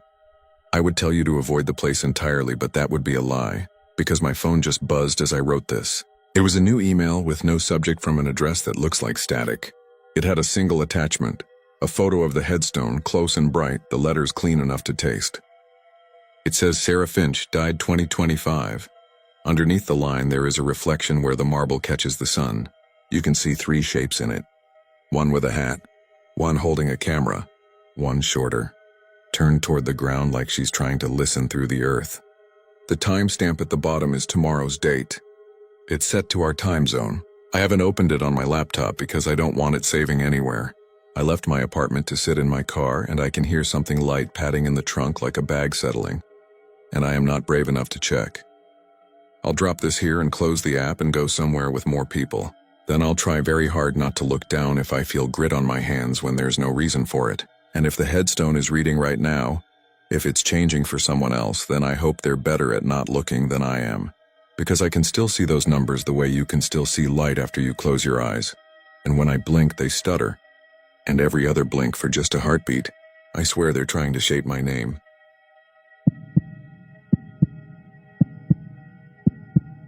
I'm not posting this to make a point or start an argument with the people who sell ghost tours on Market Street. I'm posting because I need my brain to hear other voices say, out loud, that I didn't imagine what I recorded. I've deleted the files, moved apartments, changed phones, and I still hear it sometimes tucked into the edge of any steady noise, like a name someone tries to say under their breath. If you're from Charleston, you can probably guess which grave I'm talking about, but I'm not going to drop the exact church or give directions. I don't want anyone else putting a microphone there. I do audio work for a living. Weddings, corporate panels, small podcasts for realtors who want to sound like NPR, all of it. If it hums or hisses or clips, I'm the guy with the little silver case of adapters who fixes it. I moved here 3 years ago because my sister Jenna lives in Mount Pleasant, and she promised me there was always work in a city that never stops throwing parties. Our friend group is small. There's me, there's Jenna and her husband Trey, and there's a guy named Miguel who manages events at a hotel off East Bay. And there's Lena. Officially, she's a grad student in coastal geology at COFC. Unofficially, she's the person who drags me toward anything you'd call local lore, because she figures I can record it and she can explain it, and we'll both feel less like we're wasting our 20s. The first time I heard about the singing grave, it wasn't even from her. It was a bartender at a place on King Street telling a couple from Ohio where they might see something spooky after dinner. If the tide's up, he said, drying a glass and shrugging, there's a headstone that hums. Old hymn. No one knows how it does it. The tourist laughed and asked if it was some kind of speaker under the ground. He shook his head. Geologists came out last year. No current, no piping, nothing. Sand and clay. But don't go in at night. Groundskeeper will call the cops on you. I didn't think about it again until a few weeks later when Lena mentioned the same legend in this breezy voice she uses when she's already decided we're going. You should get a clean recording, she said. People claim the melody lines up with a hymn. If you capture the fundamental, I can analyze the spectrum against known hymnal structures. Against what? Against patterns, she said, smiling. Music is math. Also, it would be fun. Also, we can do it legally. The caretaker's name is Beauchamp. I met him once. He's nicer than he acts. We set it up. I texted Mr. Beauchamp and explained that I was an audio engineer, not a ghost guy, and I wanted permission to bring a handheld recorder and a small directional mic. He called me instead of texted, thick low country accent smoothing everything. You can come, he said, after closing but before full dark. I'll walk with you. It hums when it hums. I can't make it do anything for you. He gave me a time window that lined up with high tide on a Friday evening. That's the other thing about Charleston. Your life gets timed by the water whether you pay attention to it or not. If you've never been in one of our old churchyards, they're not the clipped, perfect lawns you see in movies. Paths break and disappear under live oaks. Spanish moss droops like old hair. Stones tilt. The air rests on you. That night was warm for October with a kind of soft humidity that keeps the smell of the marsh in your nose. When Lena and I got there, a tour group was leaving through the back gate with plastic lanterns. Mr. Beauchamp was waiting under the shadow of a brick wall. He wore a shirt with the church emblem stitched over the pocket and the resigned look of a man who has had to tell 12 different people, no, you can't take the skull over the course of his job. You the sound man, he said. Not quite a question. Yes, sir, I said. This is Lena. She's the one who knows about tides. I know about tides, he said, but he smiled a little. Keep your feet where you're told. We've had stones that look solid go soft if you step wrong. People don't realize the ground is a sponge. I brought a Zoom recorder and a shotgun mic with a windscreen, a little bendy tripod to keep my hands off it, and a cheap decibel meter. I wrote the tide time with a Sharpie on the back of my hand because I lose track when I'm setting levels. and I tucked 2 mints in my cheek out of habit so I wouldn't cough once the take started. We passed markers from the 1800s and the 1970s. One little lamb for a baby. A stack for a family whose last name kept going crooked as the stonewright got tired. I didn't ask where we were going. I didn't want to sound like another tourist. The singing grave is flatter than you'd expect. Not one of the tall angels or obelisks. It's a slab with a rounded top, the lettering almost gone. There's lichen in the cuts where a name used to be sharper. Someone had left a sprig of rosemary on the edge. A brittle white shell lay beside it, carried in from who knows where.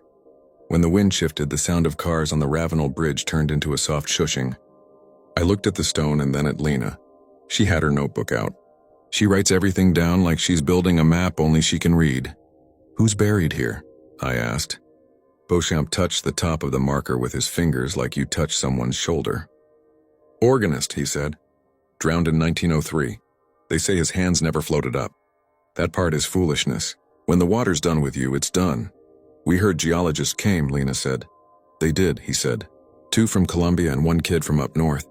They waved a wand. They dug a foot down somewhere else. They smiled polite and told me there's no power. I could have told them that for free. He didn't leave us. He stood off a few steps under an oak and watched like it was his job, which I guess it was. I set the tripod on the ground, checked the battery, checked the gain, tapped the windscreen. I started rolling 3 minutes before the high tide marked on my hand. The meter parked around 38 dB. Crickets, a soft layer from traffic. Distant voices from a bar. I don't know what I expected. A switch flipping, a pipe creaking. Instead, the hum just became part of the air, the way darkness does. 1 second I was listening to the night, and the next second the night was carrying a tone. Lena saw my face change and squeezed my arm. It wasn't loud. I've heard air conditioners with worse resonance.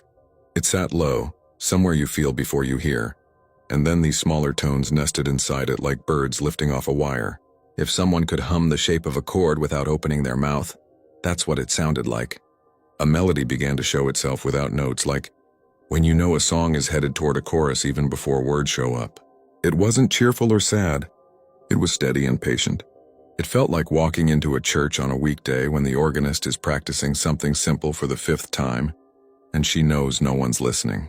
I edged the mic closer and felt stupid, like I was holding it toward the inside of a seashell. I let it roll. Modern recorders are quiet enough to pick up your heartbeat through your thumb if you're nervous, so I focused on breathing evenly, staring at a little crack in the marble to keep my head from spinning. I thought about where the sound could come from. Water in a pipe under the street? A big vehicle idling on the next block? That kind of low frequency bends around corners and makes you think it's under your feet. I thought about Lena's analysis. She whispered, "Do you hear it moving?" And I nodded. The presumed chorus came and went like a tide inside the tone. It lasted maybe 6 minutes. Then all at once the pressure in my chest let go, like the room exhaled. The hum slid back under everything else. I stopped the take. "That it?" Beauchamp asked. "Careful, like you talked to someone who just woke up." "I think so," I said. Lena was already writing down the time. "We'll get out of your hair." He walked us to the gate and locked it behind us. On the sidewalk, Lena looked at me. "Playback?" she said. And even though I usually wait until I'm home with better headphones, I plugged in my in-ears and scrolled to the longest file. She huddled close to listen. People in evening clothes walked past and laughed. We looked like kids listening at a cracked door. If you do a lot of field work, you learn not to expect magic from raw playback. You hear cars you didn't remember, your shoes, your stomach. The miracle is usually what you can clean with patience, but it wasn't like that. The hum held in the headphones exactly like it had in the air. Whatever melody lived inside, it was clear enough that I felt myself leaning toward words that weren't there. And at the very end, when the bass of it ebbed and my machine clicked off the biggest numbers, someone whispered my full name. "Did you put metadata on this?"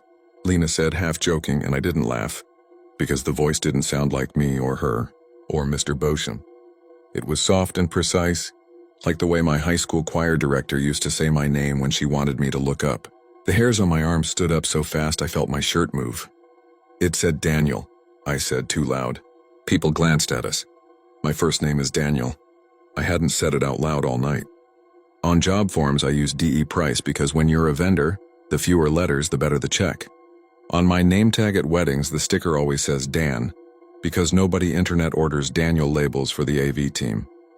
My sister is the only person here who says my full name, and she sings it when she's trying to be annoying. I handed the headphones to Lena like they were hot. She listened. She swallowed. Okay, she said finally. That's enough for today. I didn't open the files when I got home. I put the recorder on my counter and went to Jenna's to eat leftover chili and watch a dumb show about people buying tiny houses next to cow pastures. I didn't tell her anything because she was happy and I didn't want to see the way her face gets when she wants to help. Back in my apartment later, I brushed my teeth and left the TV on low for company. I don't fall asleep to music because my brain picks it apart. Static helps, fans help. The HVAC in my building hums like a distant airplane. Around 2 a.m., I woke up because someone had said my name quietly right next to my bed. You know how your heart goes 0 to redline when you wake wrong? That happened. For a second, I thought Jenna had let herself in. Then I heard the air conditioner cut and all that low noise sank away and I sat up in the new quiet with my mouth open and waited to hear it again. Nothing. The ceiling ticked. My upstairs neighbor walked to the kitchen. My pulse climbed down the ladder one rung at a time. I told myself I'd been dreaming, and the leftover hum in my ears just carried a thought across.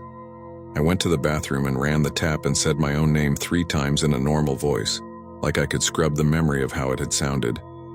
In the morning, while coffee dripped and my cat stared at a corner like something hovered there, I dumped the audio onto my laptop. I didn't edit. I just clipped the end so there was a minute of night, then the hum, then a minute of night. I sent it to Lena with the subject for analysis. I called it Grave 1 Wev, because I couldn't bring myself to name the file after what it was. Then I went to a job and mic'd a panel of real estate developers who disagreed about whether parking garages should be beautiful or invisible. The hum of the ballroom's air felt too high to carry anything except itself. Lena texted later with a spectrogram, bright bands like a heat map. The fundamentals were messy, but you could see a shape. She overlaid a simplified line and wrote, "It's like a hymn, a very old one. Fragmentary. There's no obvious source resonating at those pitches that matches the ground composition or neighboring structures. It's weird. Can we go back?" I told her yes and also no, and also that I didn't want to do it at night. "Afternoon tide tomorrow," she wrote. 3:12, Mr. B can do it. He says you have to be respectful because some idiot last month tried to stick a Bluetooth speaker in the rosemary, and he almost threw it in the road. We went back in the daylight with 2 differences. First, I brought a second recorder, an older Tascam that isn't as clean but that I love because it survived rain, and a drop down a staircase at a wedding where the groom's cousin tried to stage dive. Second, we brought Miguel, because he didn't believe us and because he's the kind of guy who diffuses anything with jokes until you remember that humor is just a way to hold a shield. The grave in the day looked harmless. Ants hustled along the edges. A kid's voice carried in from the street. "I don't hear anything," Miguel said 15 times while I set up. When the hum seeped in, he went quiet. He took off his sunglasses like he needed his eyes for his ears. I pointed one mic at the stone, one at the ground, and let both roll. We stood like people do in old churches with their hands folded without thinking. The melody came and went. The Tascam's meters climbed and sank. When the hum ended, it ended like it had chosen to. Not because anything interrupted it. Beauchamp, standing further off under a different tree, looked like someone counting the length of something against his hand. We did not listen there. We walked all the way to the coffee shop around the corner, ordered 3 iced things, took a table by the window, and I pressed play. The same tone sat heavy in the cups. The same ghost of a hymn traced itself inside it, as if a singer with no voice held a tune by shape alone. And when the take finished, the whisper came again. The breath of it like the first cool air when a front moves in. It said Daniel very gently, like how a person might say your name from a doorway to see if you're awake. Then on the Tascam track, after the sound dipped, something said Miguel. He shoved his chair back hard enough to make the table shake and spilled his coffee into his lap. "Okay," he said too loud, hands up. "Okay, I'm out, that's nope."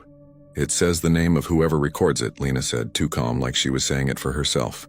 "Not whoever listens. Whoever records. How does it know?" I asked, and she looked at me like I'd asked why the ocean climbs stairs. We tried to be reasonable. We talked engineering. The Zoom didn't have my login. The Tascam doesn't even have a login. The files were WAV, not some phone memo program that tags your name. The whisper didn't sound like a synthetic voice. It sounded like it was shaped by lungs. The only hack I could come up with involved a person hiding with a mic and a monitor, whispering into our recordings. It didn't hold up. The name matched the recorder it came from, and I'd moved them around like shell games while setting up. There wasn't time and there wasn't a person. There was only a city that at high tide hums in places it shouldn't. We decided to try one more thing. I hated that we decided anything. But Lena is careful and she's my friend, and she said, "Science is just paying attention." And I heard my late dad's voice telling me not to be a coward about tests that might tell you which pipe is leaking.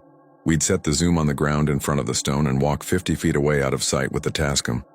Leave them both rolling, and come back after the tide turned. If any prankster was whispering, they'd have to choose which recorder to spook. Mr. Beauchamp listened without interrupting, then told us where to stand, so we could watch the path and not the stone. "You don't look at a pot you're trying to boil," he said, which might be an old caretaker proverb or just something he made up. We set the recorders, we left. We stood where he told us under a bare piece of sky and tried to look like people waiting for a bus.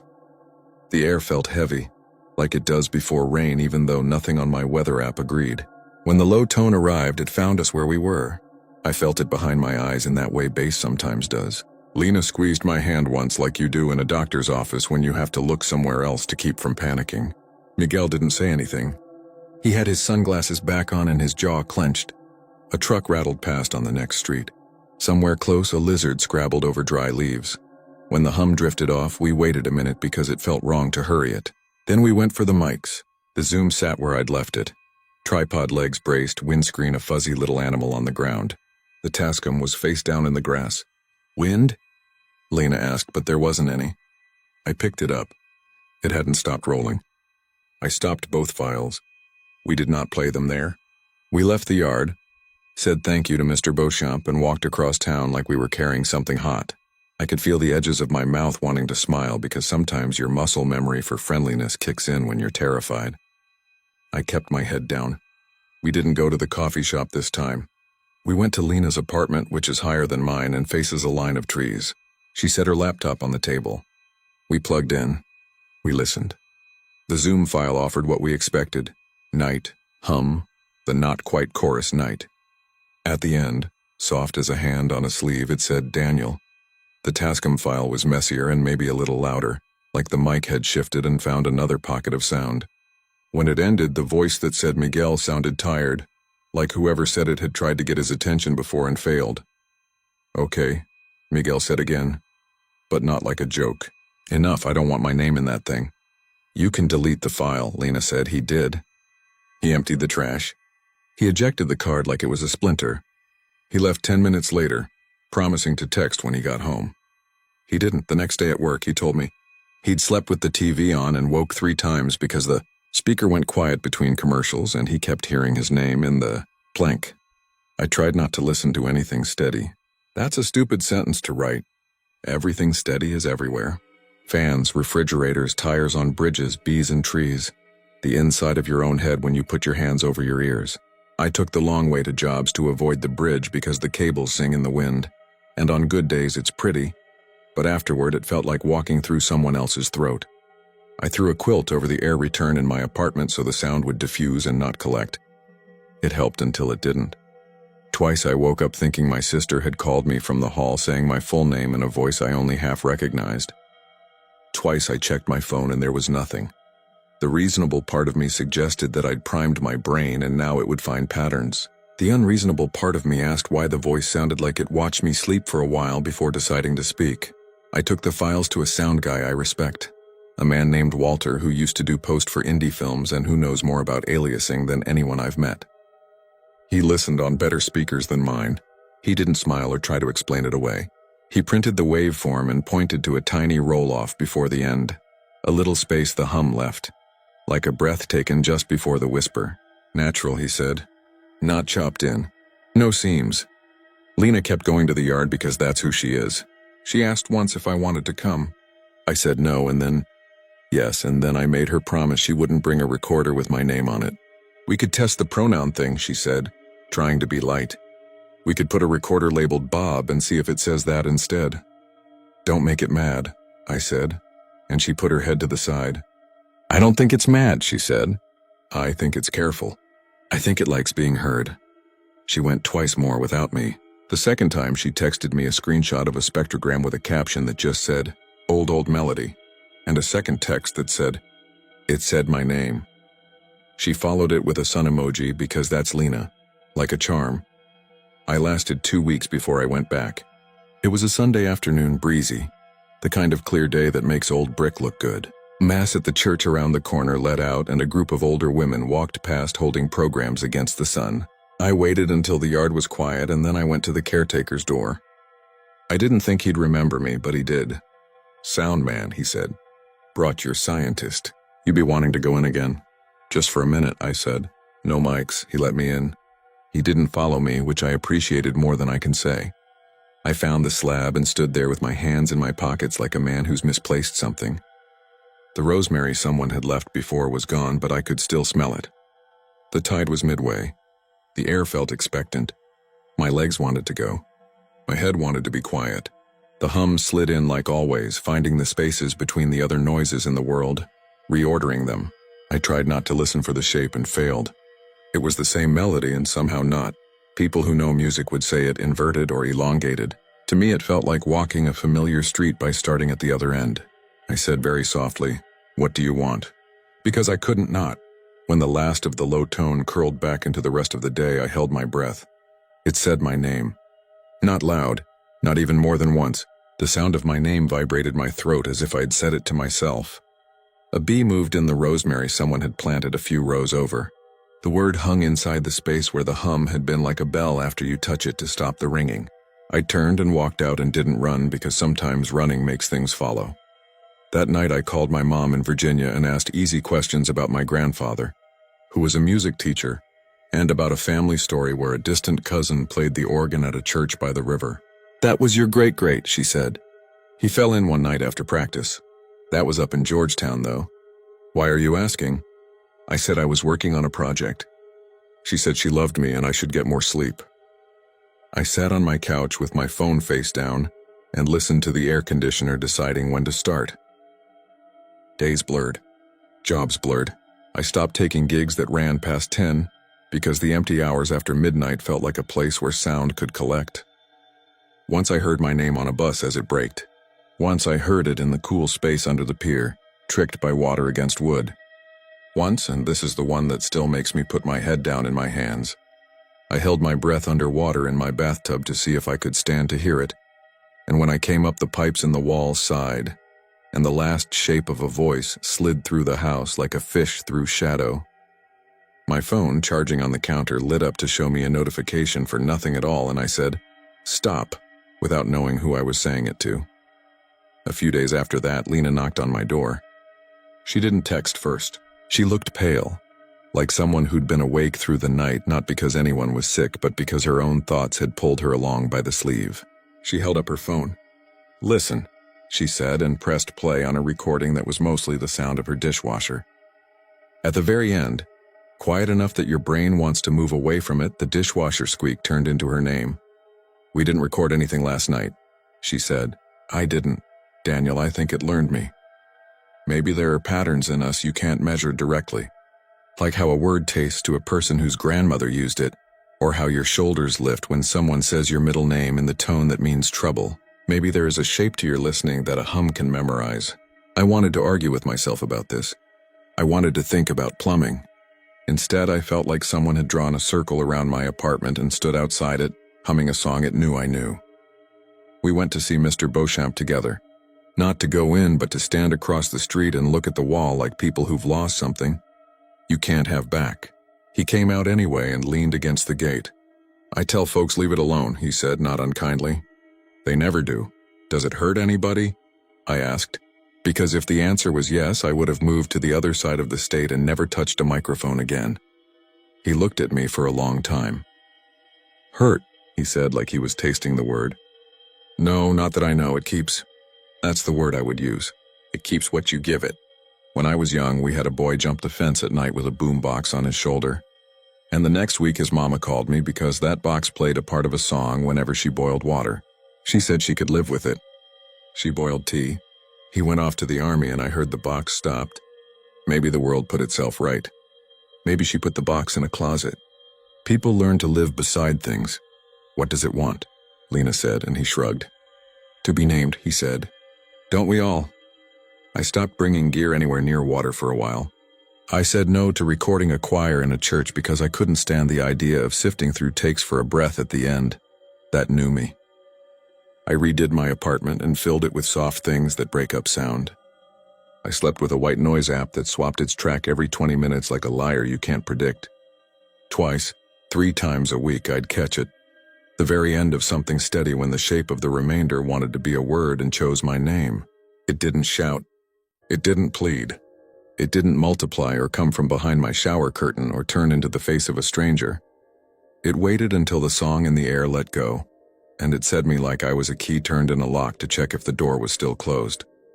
I know the instinct is to tell me to talk to someone, so I did. A counselor at the clinic on Calhoun who asked questions about sleep and stress and history. We never once said ghost, which I appreciated. We talked about thresholds, how the brain, once tuned, hears what it's scared of and favors it. We talked about ritual. She suggested I say my own name out loud once at the end of the day and then set it down the way you set down your phone. You can pick it back up in the morning, she said, but in between you don't have to answer to it. I tried that. For 2 nights it felt sane. On the third, as I turned off the kitchen light, the refrigerator motor clicked off and somewhere, in the breath between sounds I heard, my name and then, this is new, an exhale like someone, relieved I'd finally come to the door. I don't go to the grave anymore.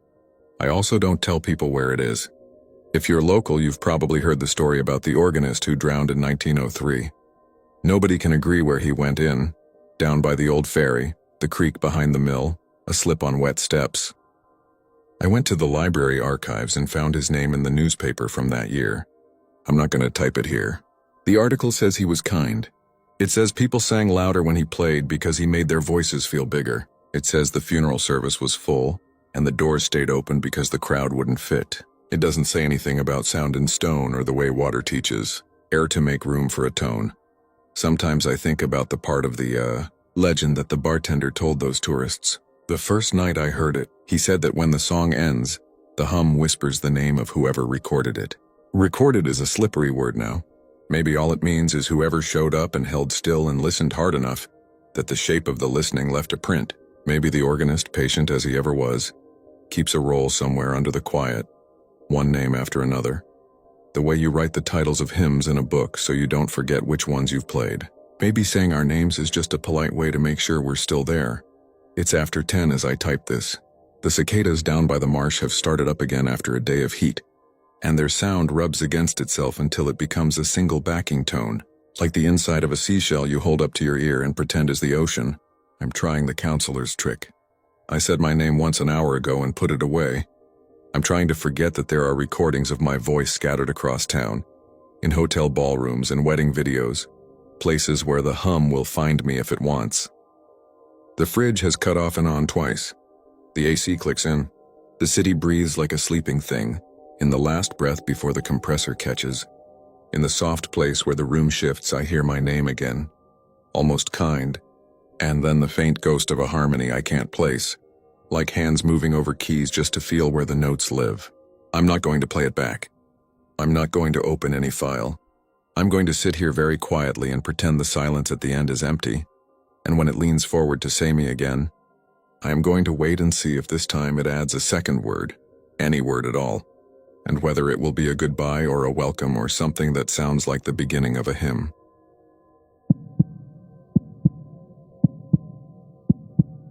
I'm not the kind of person who posts on sites like this. I don't like attention, and I'm not great at making things sound spooky on purpose. I'm writing this because the sound that follows me from room to room won't stop unless someone else hears it too. And typing feels like I'm putting it somewhere outside my head for once. If you've ever spent time in Deadwood, South Dakota, you know it's the kind of place that feels rehearsed during the day. Trolley bells, staged gunfights on Main Street, the smell of frying dough and sunscreen, and then all at once very old after dark, when the storefront neon clicks off and the hills breathe cold air down the alleys. I moved here last year for seasonal work and ended up staying because the winter crept in slow, and I never got around to leaving. That's how I fell into a job with the city's parks department, helping with cleanup at Mount Moriah and one of the smaller cemeteries further down the road, the one the locals actually use. I was on the crew that started the pathwork in May before the tourists got thick. It was nothing dramatic, just an accessible footpath curling between the older headstones so people wouldn't slip on the pine duff. We had an excavator for the heavy scrape and shovels for the edges. There were 4 of us most days. Me, my friend Luke, who I'd met at a winter poker night in a basement bar, an older guy named Charlie who'd been sharpening mower blades for the city since the 80s, and Jen, technically Jennifer Martin, project coordinator, which meant we did the labor while she measured things twice and made sure we didn't hit utilities or violate anyone's dignity. She wasn't a suit about it. On the second morning, she brought us coffee from this cafe on Charles Street that puts a little cinnamon in everything. She was all business on site, though, and that's probably the reason we didn't just backfill and keep quiet when the bucket pulled up wood. The wood came up in long black flakes that smelled like smoke and penny coins. The excavator operator, one of the city guys we didn't know, killed the engine. Birds kept singing like nothing was wrong, and the road down the hill buzzed with someone's motorcycle. And then there was just us, and the creak of the machine cooling. Jen asked me and Luke to grab shovels and clean around the edges by hand. We weren't supposed to find anything. Everyone said the records had been thorough when they expanded the cemetery in the 1940s. But the soil there is squirrel busy, and the old map squares don't quite match the slope. We uncovered a rectangle of tarred boards, the kind you see in old photos when people bury a casket and stack the planks above to keep heavy soil from collapsing it. "Stop," Jen said. She held out her tape measure like it was going to change the length. The planks didn't have a lot of nails. When I brushed my glove across one, it came away shiny with pitch and red dust. The smell got stronger, not rot. More like a barn after a fire the night before when everything is cooling and sweet. Charlie coughed into his sleeve. "That's not on any chart," he said. And he meant the laminated plan the county had posted on a stick at the entrance. Jen called the city, who called the county, who called Deadwood Historic Preservation. It rolled downhill until an archaeologist from Spearfish arrived, a woman named Dr. Mara Ellison with a low voice and a short haircut, and a way of standing where you could see her imagining the ground without the years on it. She had us set up a 10 by 10 grid with twine and a clipboard. It turned into a field school in miniature with tourists peering over the chain at us. Someone with a camera asked if Wild Bill was buried here and if this was him, and Charlie pointed up the hill and told him to buy a map. "This isn't a celebrity grave," he said under his breath while the tourist walked away. "This is what happens when you stack a town on top of itself and you pretend it's one story." We pulled up the planks after photographs and tags and the whole careful process. Underneath, instead of the expected casket shape, there was another layer of boards. Then a lid, thin, scalloped where it had been planned. It wasn't ornate, no brass. It didn't look like something ordered from a catalog. It looked like someone whose hands knew how to build a fence had taken a day off to build a place to hide a body. Mara ran her fingertips along the grain. "2 sets of marks," she said. "See how the scratches run opposite directions?" She was right. On the inner side of the lid, something had scraped 4 lines tight together like fingernails in varnish. And on the outside, slanted scuffs where someone had dragged the lid closed. Whatever she saw made her very still. We shouldn't have opened it that day. We should have put the lid back and left everything to a quiet building and a table under fluorescent lights. But Jen said the path had to be decided. The city didn't want a trench sitting open all weekend. And Mara got permission to lift the lid after she made a few calls I didn't understand. Luke pried one corner. The pitch crumbled onto my boots like dark sugar. When he lifted, the smell came out in a sheet and stood there with us. It wasn't rot. It was the clean smell of pine heat, like someone had sealed the box with smoke. Inside were 2 skeletons. Everyone got quiet enough that I heard the trolley bell from town, and the wind through the pines and the silvery hiss of a dragonfly. I know how that reads. I just remember the ordinary things louder than the strange. They were arranged face to face, knees bent like they'd been laid down spooned, then turned toward each other. The hands were the worst part if you're asking what made my skin want to crawl. Their hands were interlocked. Skeletal fingers fused at the joints where they touched, the way sap hardens into amber, not a trick of soil. The bone itself was glassy where finger met finger, welded as if someone had poured shine between them and let it set. It wasn't grotesque. It looked like an art piece somebody made to be kind of unsettling in a museum foyer. Mara leaned over, bracing her elbow on the wood so she didn't touch the remains. She measured. She whispered numbers for Jen to write. Then she breathed out different this time. 2 skulls with similar lesions, she said. She didn't say bullet holes right away. She said perforations. She said remodeled margins, which meant, she explained later, healed over. You don't have remodeled bone unless someone lived with the hole long enough for the edges to round and smooth. Why would both of them have that? Luke asked. Mining accident? Charlie offered. Nail gun? Old-timey nail gun? He talked when he was nervous, which made me less nervous because then I could be quiet. There was no casket plate and no name tag. There were scraps of fabric that had become powder and threads. On one wrist bone, a ring of something dark, like a leather strap's ghost. The bones were tangled at the wrists where the fused fingers had pulled the ulna and radius toward them. It suggested stillness and struggle in the same frozen place. An argument long settled by the only thing that can settle any argument. We covered them again for the night because the air felt heavier, and the sky suddenly looked like rain. It didn't rain. A truck came up the hill from town and I recognized Sheriff Harper getting out, pulling a baseball cap down against the pretend weather. He looked older than when I'd last seen him guiding a drunk out of the Oyster Bay a few months earlier. He kept his hands on his hips and looked at the taped grid like it was a crime scene, and I guess it was if you go back far enough. He didn't ask us much. He spoke to Mara. He asked if there were any obvious signs of tampering. He used the word desecration the way people from here use it, like it should be a misdemeanor. We were told to guard the site overnight so nobody took a souvenir or dropped in with a shovel. It wasn't a dramatic assignment. I volunteered because my landlord was hosting a karaoke thing downstairs, and I'd rather sit under the pines with a thermos than listen to strangers murder Sweet Caroline. Luke offered to keep me company. Jen said she'd bring pizza if we promised not to screw around. At 9, the hill went dark aside from the little motion light on the maintenance shed and the sleepless glow of town through the trees. We set up 2 folding chairs and a soft lantern and pretended to want to talk about normal things. The bison that had wandered down the street 2 days before, a rumor about a new bar opening in Lead, a score someone hit at nickel slots. 10:30, the sound started. I thought it was a woodpecker at first, a kind of steady tat-tat-tat, not fast, not random. Then it drifted and I realized it wasn't coming from a tree. It was in the ground, like someone knocking somewhere under us through wood, then through soil, then through the boards under the boards. It stopped. Then it came back, 3 taps, pause, 2 taps, pause, 1. Luke leaned forward and put his palm flat on the tar board we'd replaced. He didn't move for a long breath. You feel that? He whispered. I did. It wasn't dramatic. My hand didn't rattle, but there was the sense of a hollow below, a resonance. I wanted to pretend we were hearing a culvert or a truck echo, but the rhythm was too patient. When you listen too hard for a while, the rest of the world steps back. The highway noise dropped away.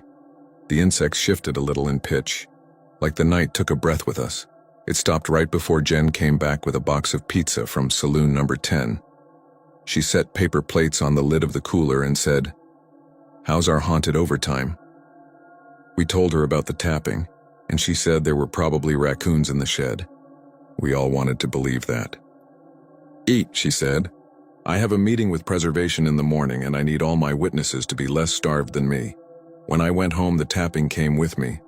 Not loud, not obvious. A holdover in the inner ear like the way you can still feel a boat move after you get off.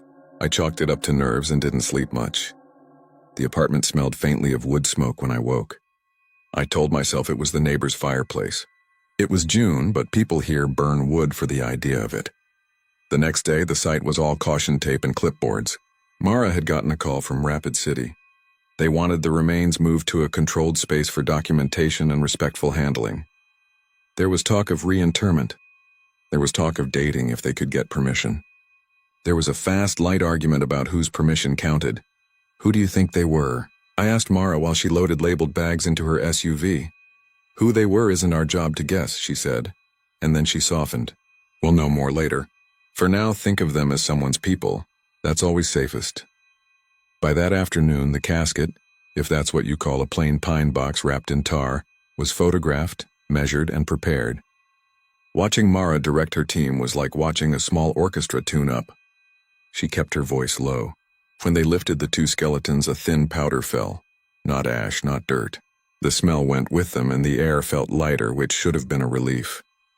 Luke and I went back to widening the trench for the path. It surprised me how normal it felt once the empty rectangle was just another rectangle. 2 days later, the story started to spread anyway. That happens in towns where people can't help knowing each other.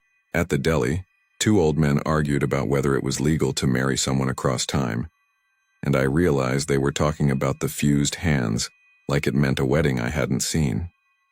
Online, someone made a post about double lovers found at Deadwood Cemetery, and 10 replies down someone else said we should let them rest. I agreed with that more than I wanted to. A week after, Mara called Jen, and Jen called me and Luke to the small maintenance office by the gate. The room smelled like gasoline and the floor's pores and cold coffee. The maps on the wall were curling from years of thumbtacks. Mara put a manila envelope on the desk and looked like she'd slept in a car. Preliminary radiocarbon results, she said, and slid a sheet out. Don't ask me for the exact math. That'll sharpen once the lab runs it again, but this is enough to state something unusual. What's unusual? Jen asked. Male individual. Likely white, mid to late 30s at death. Date range centered around 1903. Female individual. Similar ancestry, mid to late 20s at death. Date range centered around 1943. Luke frowned. That's 4 decades apart. Yes, Mara said. And there's more. Both skulls show a round perforation in the right parietal bone with remodeled edges. That means the bone grew around it before they died. It's consistent with a healed gunshot wound. Both of them, same side, similar angle, Charlie swore softly. They both got shot in the head and lived? That appears to be the case, Mara said. Decades apart, and eventually buried together somehow face to face with fused hands. Fused like heat did it. I can't explain the fusion. There are conditions and treatments that can alter bone, but this is clean. Intentional isn't a word I can use in a report. I'm telling you as people who saw it. Who would do that? Luke asked. Who could do that? People do what they think keeps them from being alone, Mara said. That's not science. That's just what I've learned from bones. The sheriff had been standing in the doorway quietly, like he'd meant to interrupt earlier and didn't. My grandfather told a story, he said. He came up here as a kid during the war. He thought he saw a wedding by lantern light. 2 folks standing up between the rows with nobody except a preacher, and a man who didn't look like a preacher, said the vows were strange. Less about God, more about time. He got snapped at and sent home. He shrugged. People say a lot of things. That should have been the end. Let the experts box up the past and do respectful paperwork and call a family somewhere. But the tapping came back for me clearer. A pattern. 3, 2, 1. A pause, then 3 again. I started hearing it in the apartment, then in the truck, then outdoors.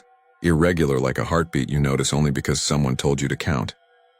When I was alone at the site finishing edges, the sound had a direction to it and it wasn't down anymore.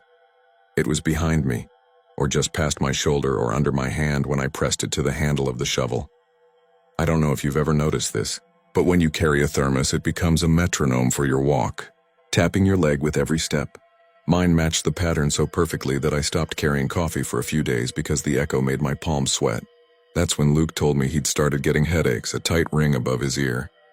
It's dumb, he said. I read your mind with this stuff sometimes. But feel this. He tilted his head and guided my finger to a tiny hollow under his hairline, like a small dent the size of a button, skin smooth over bone. Probably nothing, he said, and we both agreed that it was nothing. That night, Jen texted me a photo. It wasn't hers originally. Someone had sent it down a line. It showed an old piece of brown paper with cursive scrawled in pencil. Right of return. The top read, in a hand that would have earned you a gold star in elementary school in 1920. A list followed, like someone in town had written out a recipe and folded it into the family Bible. 2 living who have known the hand of death, it read. 2 candles, 1 preacher, 1 witness, a vow spoken facing west at last light, hands joined, shot over once to close the hole and keep what you have. The rest was more like poetry than anything practical. There was a little drawing beside it, 2 circles touching and a line joining them that had been colored in so many times the paper had worn thin. Where did this come from? I asked. Archives, Jen wrote. The sheriff's guy found it in a box with church notices that weren't really church notices. Nobody's calling it more than a curiosity, but I thought you should see. You two were there. I didn't show Luke the photo.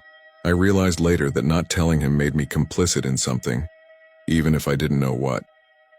I went to sleep with the voice of the hills in the window and woke at 3 to tapping in the kitchen. 3, 2, 1. When I stood barefoot on the tile, it came up through the sole of my foot like a whispered word. I turned on the light and looked at the table where I'd put down my keys. Black grit had collected in a circle. Pitch dust. I wiped it with my finger. It smelled like wood smoke and pennies.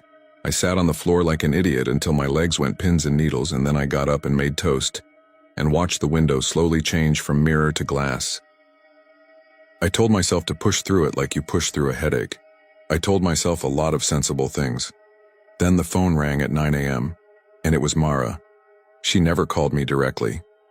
"Don't be alarmed," she said, which is the way you start a conversation when something is going to be a little alarming. The lab asked for a retest on the female sample because the collagen behaved strange. They got the same window, 1940s. The male remains are stable at around 1903. I've compared notes with a colleague.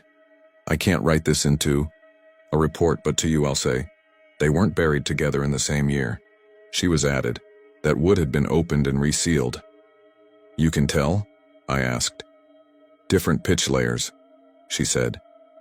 "Different composition, like 2 coats of paint with 40 years between them.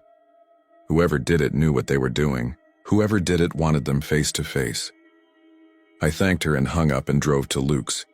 His place is over a garage on Burnham Avenue with a view of a storage lot and a little wedge of sky that turns violent during storms. I knocked. He took longer than usual to answer. When he finally opened the door, he had a dish towel pressed to his temple. The towel wasn't bloody or anything TV would use to tell you something. He just looked tired, and the towel was there like a prop he'd forgotten to put down. He moved it and laughed. "Now I've got you spooked," he said. There was a perfect round mark above his ear, flush with the skin. You wouldn't notice it if you weren't already reaching to touch the same place on your own head because you'd started to feel something there too. We went back to the site that afternoon for a bit of fence work. Jen warned us not to talk to the looky-loos. A kid leaned on the chain and asked if we were grave robbers. His mother dragged him away without saying sorry. The wind had shifted, and the smell of the hills was resin and dust. When the sun dipped, the men who play cowboys on Main Street fired their blanks down in town, and the noise climbed through the trees as a flat crack. I watched a tourist flinch and then pretend he hadn't. A woman I didn't recognize arrived just before closing. She walked with the kind of care that says, "I haven't done this in a while, and this ground is already an argument with my knees." Her hair was white, tied up in a clip. She wore a light sweater even though the day was warm. She stood near the tape and looked at the empty rectangle like it was a photograph of something she'd misplaced. "Can I help you?" Jen asked, going into good coordinator mode. "I think my grandmother is part of this," the woman said. Her voice was surprisingly strong. Her name was May. She worked laundry at the Franklin. She told me a story with a thread she never tied, about a man who died once and didn't. She was a good girl until she wasn't, and then she stayed in town because there was nowhere to go that wasn't away. She smiled once. "That's not helpful to you. I just needed to stand near it. Is that allowed?" Jen glanced at the sheriff, who'd been making the rounds again.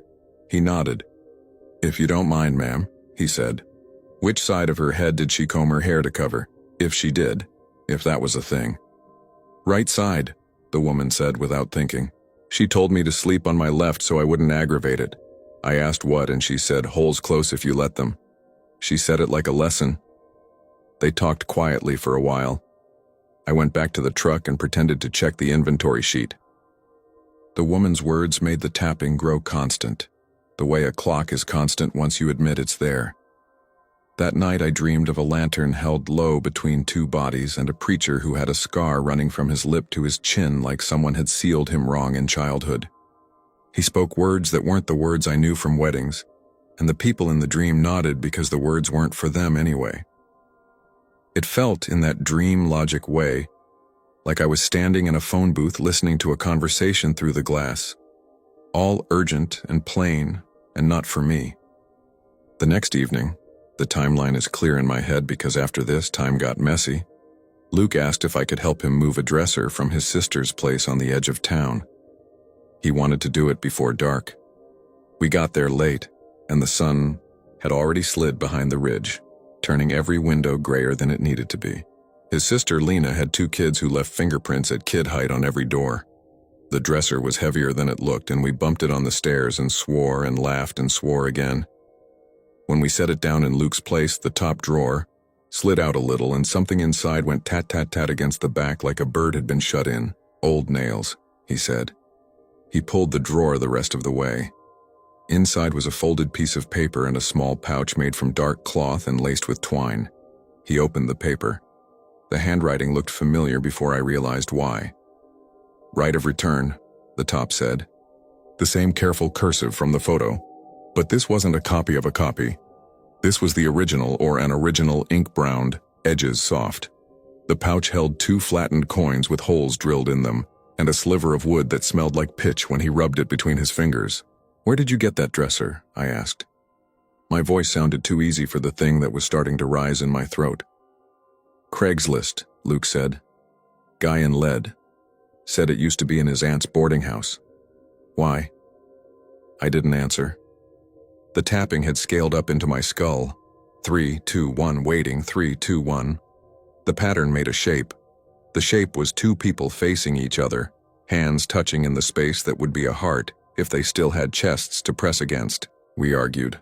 The way you do when you're trying not to say the word haunted, or the word chosen, or the word inevitable. Luke turned on the TV to make the room dumb, but the show voices slid past, not sticking. We decided to go for a drive, because what else do men who can't say what they're feeling do? We coasted up toward the cemetery almost by habit. Night sits different up there. The pines drink the sound from your engine. The gravel makes your tires feel a second too late, like the turn you made happened somewhere behind you. The maintenance shed light clicked on when we walked past, startled by our motion. There's a new gate now, but that night the chain was a formality looped through the post because nobody who didn't belong went up there after dark except us. We went to the edge of the path where the rectangle had been. It was tidy again. Soil even. Tarp over the open trench where the path would continue, the smell of pitch finally gone. The stars showed in the pieces of sky the trees left. More stars than a person should be responsible for. I felt like a kid again, worrying that if I looked too hard I would fall up. "Let's just stand here a minute," Luke said. "Then we can go home and watch people get eliminated on some cooking show and pretend our heads don't hum." We stood. The wind in the needles made a constant hush. The town down the hill put up its weak glow. A deer coughed, which if you've never heard it sounds like something trying to shape words. Then the tapping began. Not from the ground this time. From the air next to me at shoulder height like a finger on hollow wood. 3. Pause. 2. Pause. 1. It sounded like a code, except I didn't know the key. I could feel Luke tense. He reached out and found my hand without looking, like he would if we were about to run somewhere and didn't want to lose each other in the dark. We stood like that, 2 grown men holding hands because it felt more like a promise than fear. The tapping grew quick. 3-2-1, 3-2-1, building like a bead of water running down a pane toward the point it has to fall.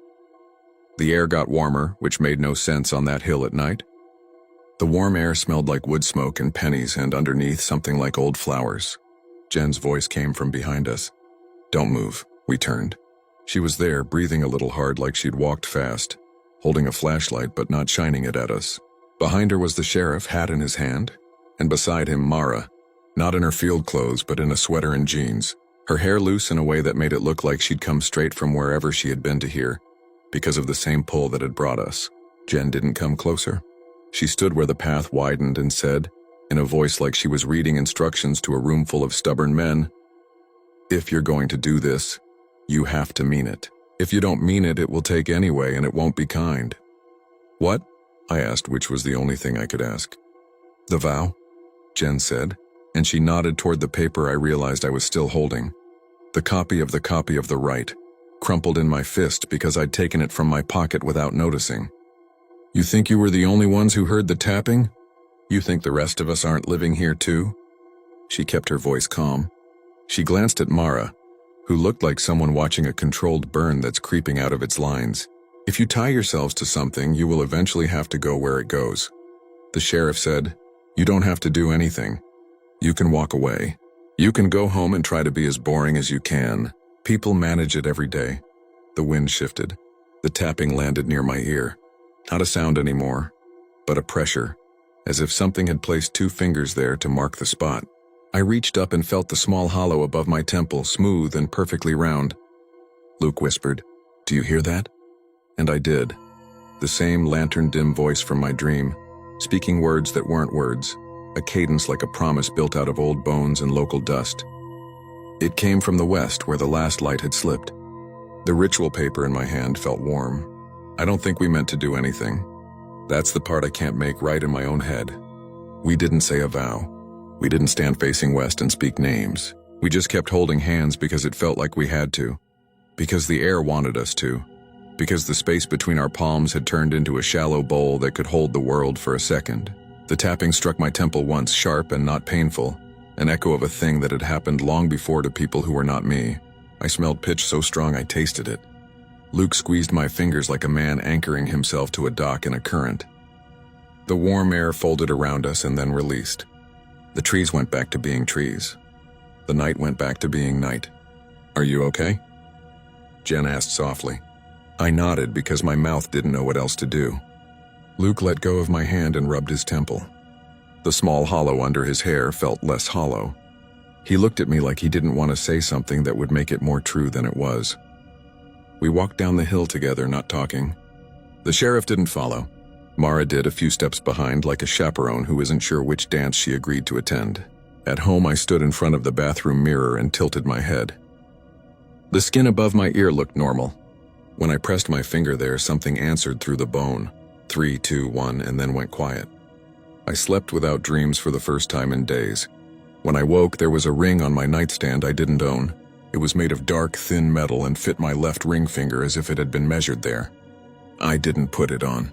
I put it in a drawer with the batteries and old receipts and shut it like a person closing a box on a live thing. Jen called to say the city had paused the path for a week. "The council wants to consult," she said. "Not because they believe, but because tourists pay to believe, and that's almost the same thing here. In the meantime, try to do something ordinary." So I went to the store. People bought hot dogs and charcoal and the kind of beer they intend to drink in lawn chairs. The cashier's scanner beeped like a heartbeat. The radio played a song that used to make me feel 19. It all looked like the world, and I was grateful for it. I walked home with my bag, and the hills leaned their quiet over town, and the streetlights blinked awake one by one as if the night had laced a zipper through Main Street. I still hear the tapping. Not all the time. Not like a curse. More like a reminder that I didn't make a choice so much as step into a script written in a hand I'm learning to recognize. It comes when my apartment is very still, and when my truck idles at the same stoplight too many times, and when I pass the cemetery and the wind is coming from the west. Sometimes I wake with my hand extended like I'm expecting someone else's hand to be there. Sometimes there is a little warmth in the shape of another palm, and I pull mine away so fast I knock the glass off the nightstand. It hits the rug and rolls, and I listen for where it will stop, because for a second I think it will stop on a number I can use to translate. And then I remember, that's not how this works. Luke is fine, mostly. He jokes more. He wears a hat a lot and pretends it's because the sun is extra vicious this year. He texts me late sometimes, nothing important. Pictures of his cat. An article about somebody finding a time capsule in a church. A link to a video where a guy in Montana teaches you to sharpen knives you'd never own. He ended a message last week with, "We're okay, right?" And I typed, "Yeah." And I meant it. And the tapping gave me 3 slow replies like a friend who's happy to be included in the conversation, even if they don't leave the house much anymore. Mara left town the way people who live in trucks leave, and then came back 2 weeks later for a talk at the museum about community memory. She didn't mention the fused hands, but during questions an old man in the back stood and asked, "What do we owe the dead who ask something from us?" And she said, "Sometimes they help us recognize what we were already promising." He nodded like she'd given him permission to be tired. They reburied the 2 of them on a gray morning in August. The public service was small and anyway for show. The actual burial happened at dawn with just a few of us there. The new box was simple.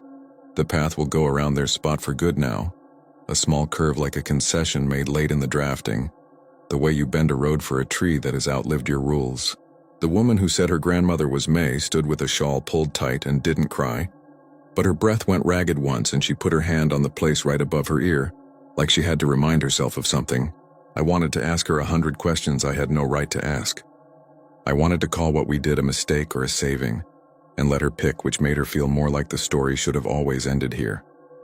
On my way out, close to the gate, there's a bell on a little pole that you can ring to make a wish.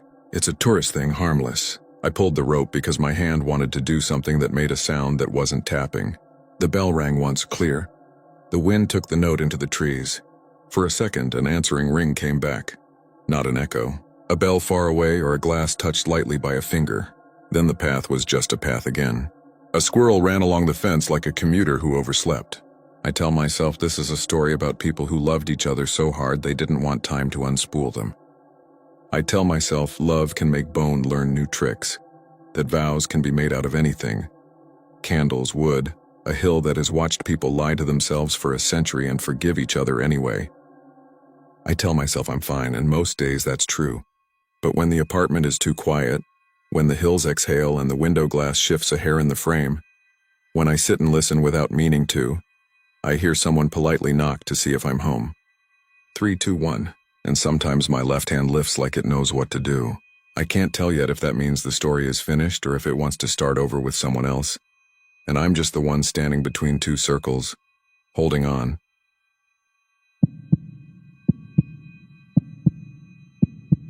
I'm not writing this to convince anyone. I'm writing because the thing I saw is starting to show up in small, ordinary ways, reflections, windows, the face of a wristwatch, and if I don't put it somewhere, I'm going to start talking to it when the light hits my kitchen at dawn. I live in Portland, Oregon. I'm not new here. I know how the mornings smell like wet cedar and coffee grounds. I know the low whine of buses waking up, the hiss of early rain on asphalt that never quite dries. I'm not the kind of person who jumps at creeks. I work with creeks. I used to run ground-penetrating radar surveys for environmental projects, mostly to help contractors avoid hitting old pipes or tree roots. The machine turns soil into scan lines and shadows, and most of the time it's boring. Just the buried junk that a city accumulates over 150 years. 2 months ago, my friend Mara from the Bureau of Environmental Services called me in to help on a simple scan in Southeast. The city was considering converting a vacant lot on SE 26th near Clinton, an old church parcel with a leaning fence and a patch of stubborn blackberry, into a community garden. Neighbors wanted raised beds. Parks wanted to know if there were old foundations under the soil. Half the neighborhood showed up to ask about the compost. The usual. I brought my rig, an orange sled you pull across the grass, and we gridded the place in tape while a guy from Parks handed out hot chocolate from a thermos that smelled like peppermint schnapps. It drizzled. It's always drizzling in these stories, but I swear it was the light kind, a film of air that turned our hair into dark strings. I walked slowly, listening to the tires on 26th and the distant Max bells from the orange line. The radar screen showed the expected. A few pipes, a brick line, a long discontinuity that looked like an old trench, and then there was a shape too tall for a pipe and too narrow for a foundation, a clean vertical echo that swam straight down toward bedrock and thinned out like a wire. I pulled the sled over it again to be sure. The signal stayed thin and upright. On the screen, the anomaly had the crisp shoulders of carpentry and the faint suggestion of a narrow rectangle. My first thought was an old utility vault. My second thought was, this is the wrong orientation. Did you see that? I asked. Mara squinted at the screen. She has neat hair, and the kind of patience that gets you through public meetings. Vertical, she said. Could be rebar. Not that deep, I said. The radar estimated 8 feet. The reflections were too smooth to be stray junk. I think you've got a coffin. We both laughed the way people laugh when their bodies decide they're joking. The lot had been a church. There were stories in the neighborhood about a graveyard behind it in the 1890s, and how it got moved when the city widened the street. But everyone in Portland claims a graveyard under their house. It's part of the mythology, along with strip clubs and ethically sourced coffee. Mara called her boss. The boss called a city archaeologist, a woman named Harrow, who spoke in careful sentences and used the word interment. They decided to shut down the work until they could verify. They put up tape. Neighbors took pictures through the chain link like the lot had become a parade. A guy with a skateboard said, "Dude, like poltergeists," then apologized when he saw my face. The rain slid away and the afternoon light went flat and stainless steel. When they asked me to mark the spot with spray paint, the can spit a bright X that looked like graffiti and made my stomach dip. We came back at dawn the next day, because archaeologists like dawn the way fishermen like it. The light is low, the shadow's honest. The city sent 2 workers with shovels, and a cop stood with his hands in his pockets and tried to look like he had jurisdiction over the dead. The archaeologist had a small table with brushes and bags and a clipboard that already had a neat grid drawn on it. I remember the smell most: loam and mold and the tang of blackberry cane where some volunteer had hacked a path with a machete. I brought my sled again, just to be sure the mark hadn't drifted. The echo waited under the damp grass in the same place, as polite as a fence post. Some details don't fit with what came after. There was a sign. This is where I started to understand we were out of the zone where paperwork could help us. It was leaning against the inside of the chain link. A rusted metal rectangle about the size of a breadboard, crimped at the corners like a cheap license plate. None of us had seen it yesterday. And yet it was old. Old in the way iron remembers. The white paint had been scoured into a dull bone color. In the middle, stamped letters spelled out, "He asked to see the sunrise forever." Someone had driven a nail through the top like it had once been posted on a stick. The nail had the squared shaft of the 19th century. When I touched it, a flake the color of dried blood fell away and revealed a ghost of original white so bright I flinched. Mara said, "Where'd that come from?" And the cop shrugged the way cops shrug when there's no policy for the uncanny. They started to dig with shovels. Gentle, the way you touch a sleeping dog. The archaeologist drew boxes on the clipboard and called out soil colors. 10YR32, very dark grayish-brown, which was comforting in a bureaucratic way. At 3 feet, they found a scatter of old nails and a button. At 5, a cobble that didn't belong. At 7, the shovel struck wood with a hollow flick like knocking on a narrow door. The archaeologist stopped everyone and switched to a trowel. The cop climbed into the pit, then climbed out again, embarrassed by the mud on his shoes. The neighbors who had come early to see their garden stood quiet and respectful, as if the lot had become a church again just by admitting what it had forgotten. The coffin was narrow, old, and turned the wrong way. The archaeologist said, "Victorian," and brushed off the lid with the timid courage of a person who believes in the world as a set of procedures. There was glass inset into a little window along the upper third of the lid, a thing I'd seen in books, viewing panes for the grieving. The glass was cracked in a starburst, the center clouded with something that might have been moisture once. When they exposed enough to work, the archaeologist looked at the cop, and the cop nodded like he was authorizing the weather to continue. They popped the latches with a whispered metallic cough, and the lid lifted just enough to sigh. I had to stand on a dirt step to see in. This part is simple to describe and harder to sit with. A man was inside, standing upright, held in place by the box and the soil. He was a hard brown shadow wrapped in a suit that had gone slick and colorless, the threads of it like pressed cobweb. His mouth was open and filled with soil and old silver coins, the big ones with worn faces and Latin around the edges. His eyes were not there. I don't mean they had rotted. They were simply not. The orbits were soft caves. The glass of the viewing pane had been set right over what should have been his face. So if anyone had looked down into the hole back then, this is what they would have seen. A man without eyes tasting earth and money like a promise. The archaeologist said something like, "Good God," and then said the official words about stabilization and documentation. The cop said a word I won't repeat because it was honest and ugly and relieved the pressure in the air for a second. We all stepped back together as if a magnet had let us go. "What is that sign?" Mara asked. "What does it mean?" "Sometimes," the archaeologist said, "people were buried facing east. Resurrection, sunrise, that kind of thing." Her voice was clinical but soft. Standing burials were rare. Very rare but not unheard of. They were usually a statement. She glanced at the sign leaning against the fence. "He asked to see the sunrise forever," she read. Someone took him seriously. We covered the coffin with a tarp while Harrow called for a truck. The lot suddenly felt like a stage after the curtain had dropped. We were all performers waiting for instructions.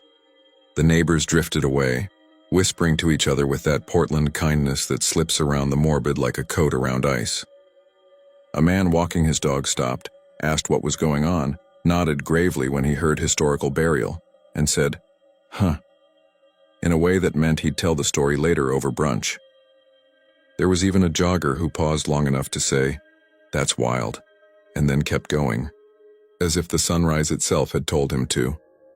I went home damp and tired and a little embarrassed by how long I stood in the shower. My apartment faces east toward Mount Tabor. The hill is a soft silhouette in the morning. If you live here, you know the thing the light does when it slides through the maple leaves and floats in the room, like dust in a deep aquarium. That morning, the light came thin through the blinds and made a bright coin-sized shape on my kitchen table. Maybe the word coin is cheating, since I'd just seen a mouthful of them, but it looked exactly like a coin, bright and round and moving in slow increments over the wood as the sun rose. It stopped by my coffee mug and made the black inside look like a small well. I closed the blinds and told myself it was just the season shifting. That was day 1 of the light.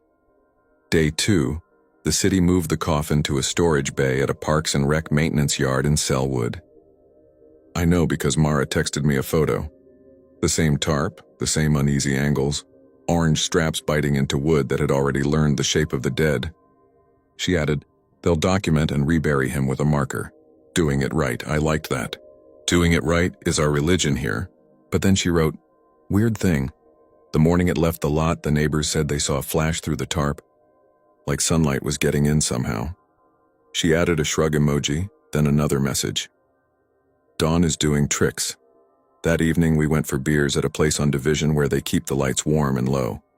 We talked about the guy in the ground like he was someone who'd left a party abruptly and might return at any second. We tried on theories. The sign was a prank someone planted. The viewing glass had distorted our impression. The coins were a tradition. After a second beer, we stopped kidding ourselves. The truth was, it was a man in a box, standing upright to meet the sun with his mouth full of a currency that sunlight knows how to talk to. "Did you see his face?" Mara asked. "No," I said. That was the point. My other friend Ethan joined us.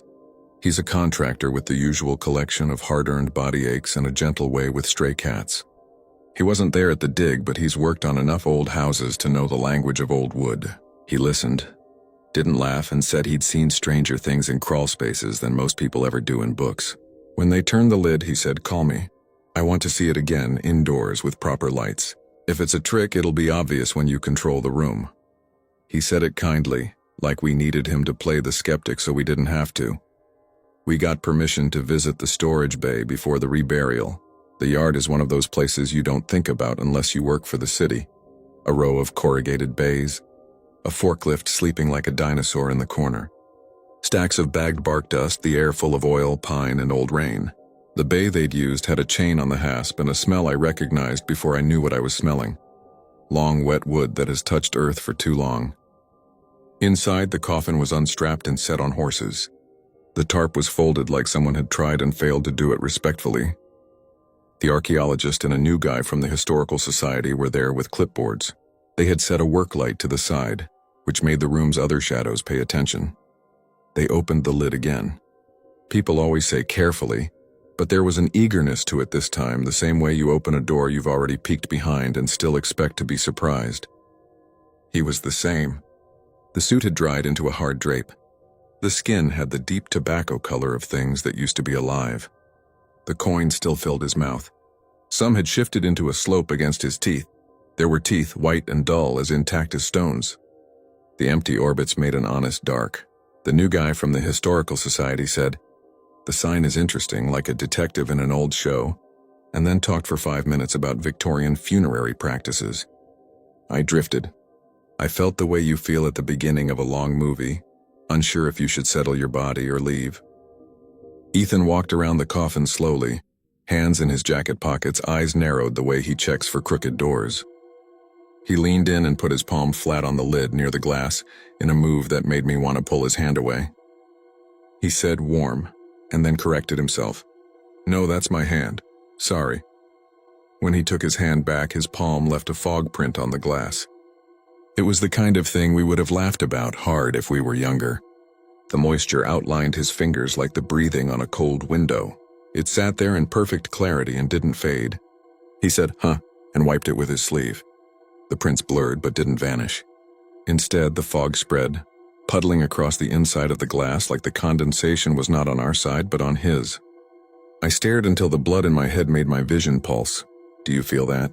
Mara asked. She meant the room. The work light hummed.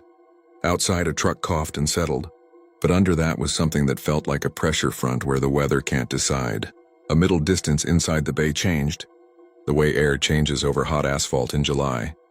The coins in the man's mouth shifted minutely and made the smallest bright sound, a bell the size of a breath.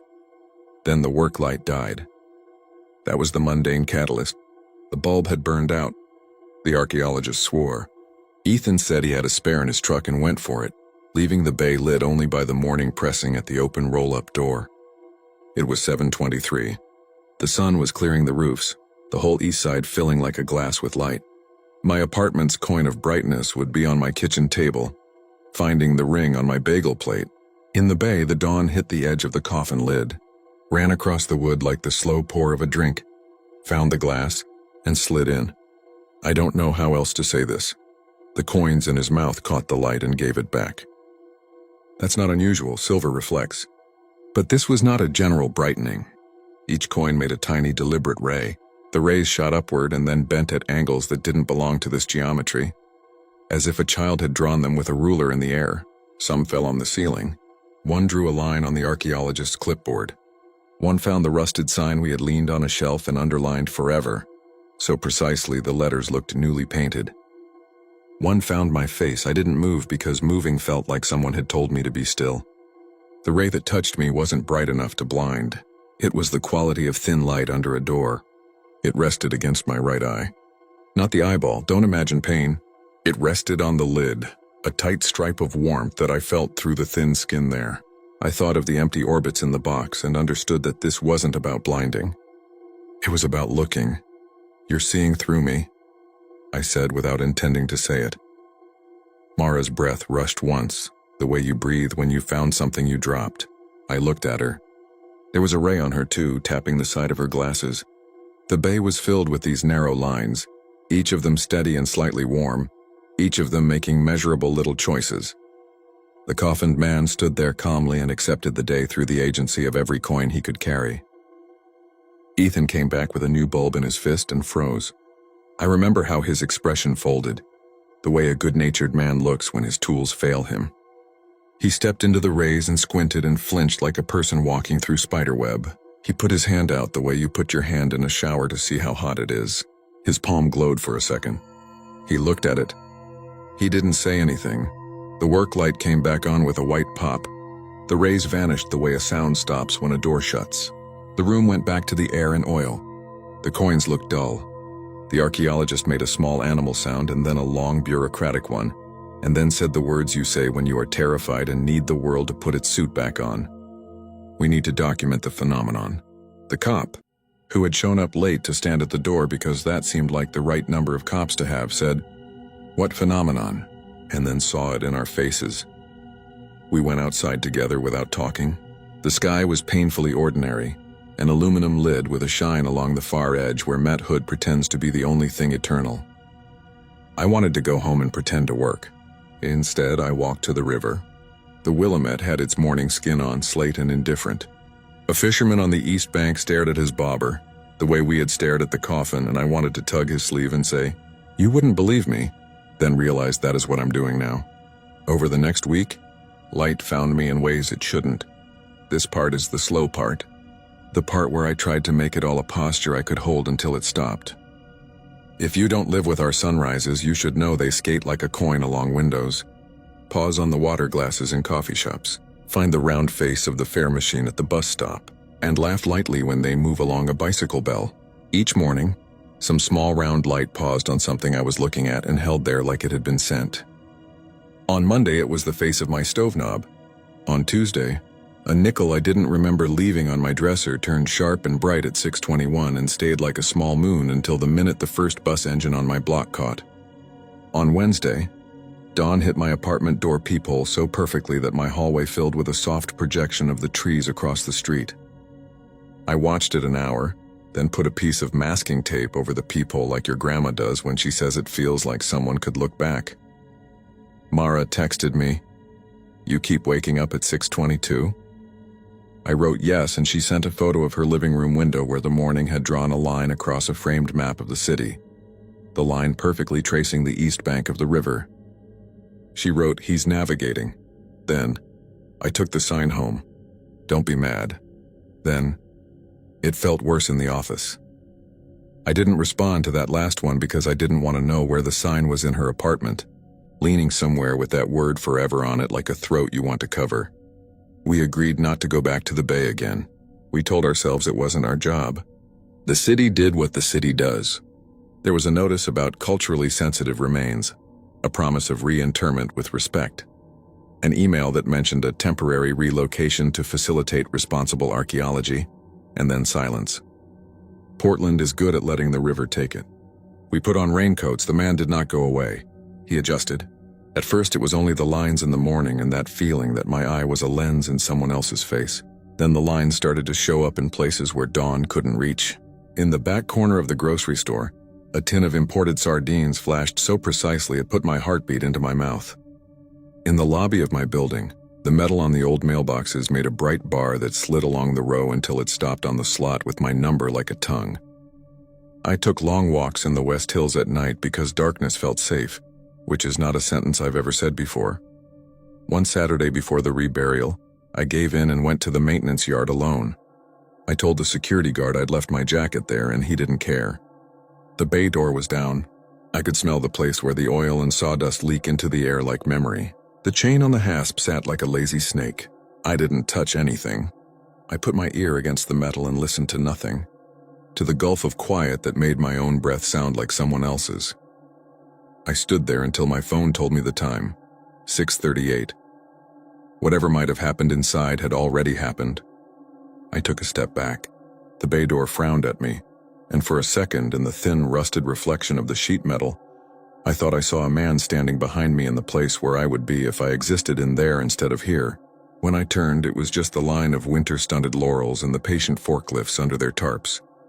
The reburial happened on a Wednesday under a sky like a blank page.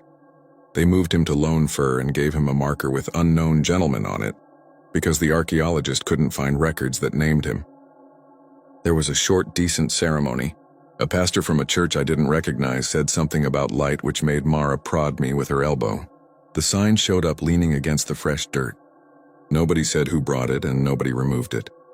It looked at home. The sunrise that morning had been brief and unremarkable, as if something had been satisfied and was going to be quiet now. That night was the first night with no light in my apartment. I slept better than I had in weeks. I dreamed about opening my blinds and seeing Matt Hood step forward like a person. In the dream, it had coins for teeth, which would have been funny if that weren't exactly the kind of lazy symbolism the brain uses when it's out of its depth. A week passed with ordinary mornings. The lines went away. The peephole was just a peephole again. The coin on my dresser dulled.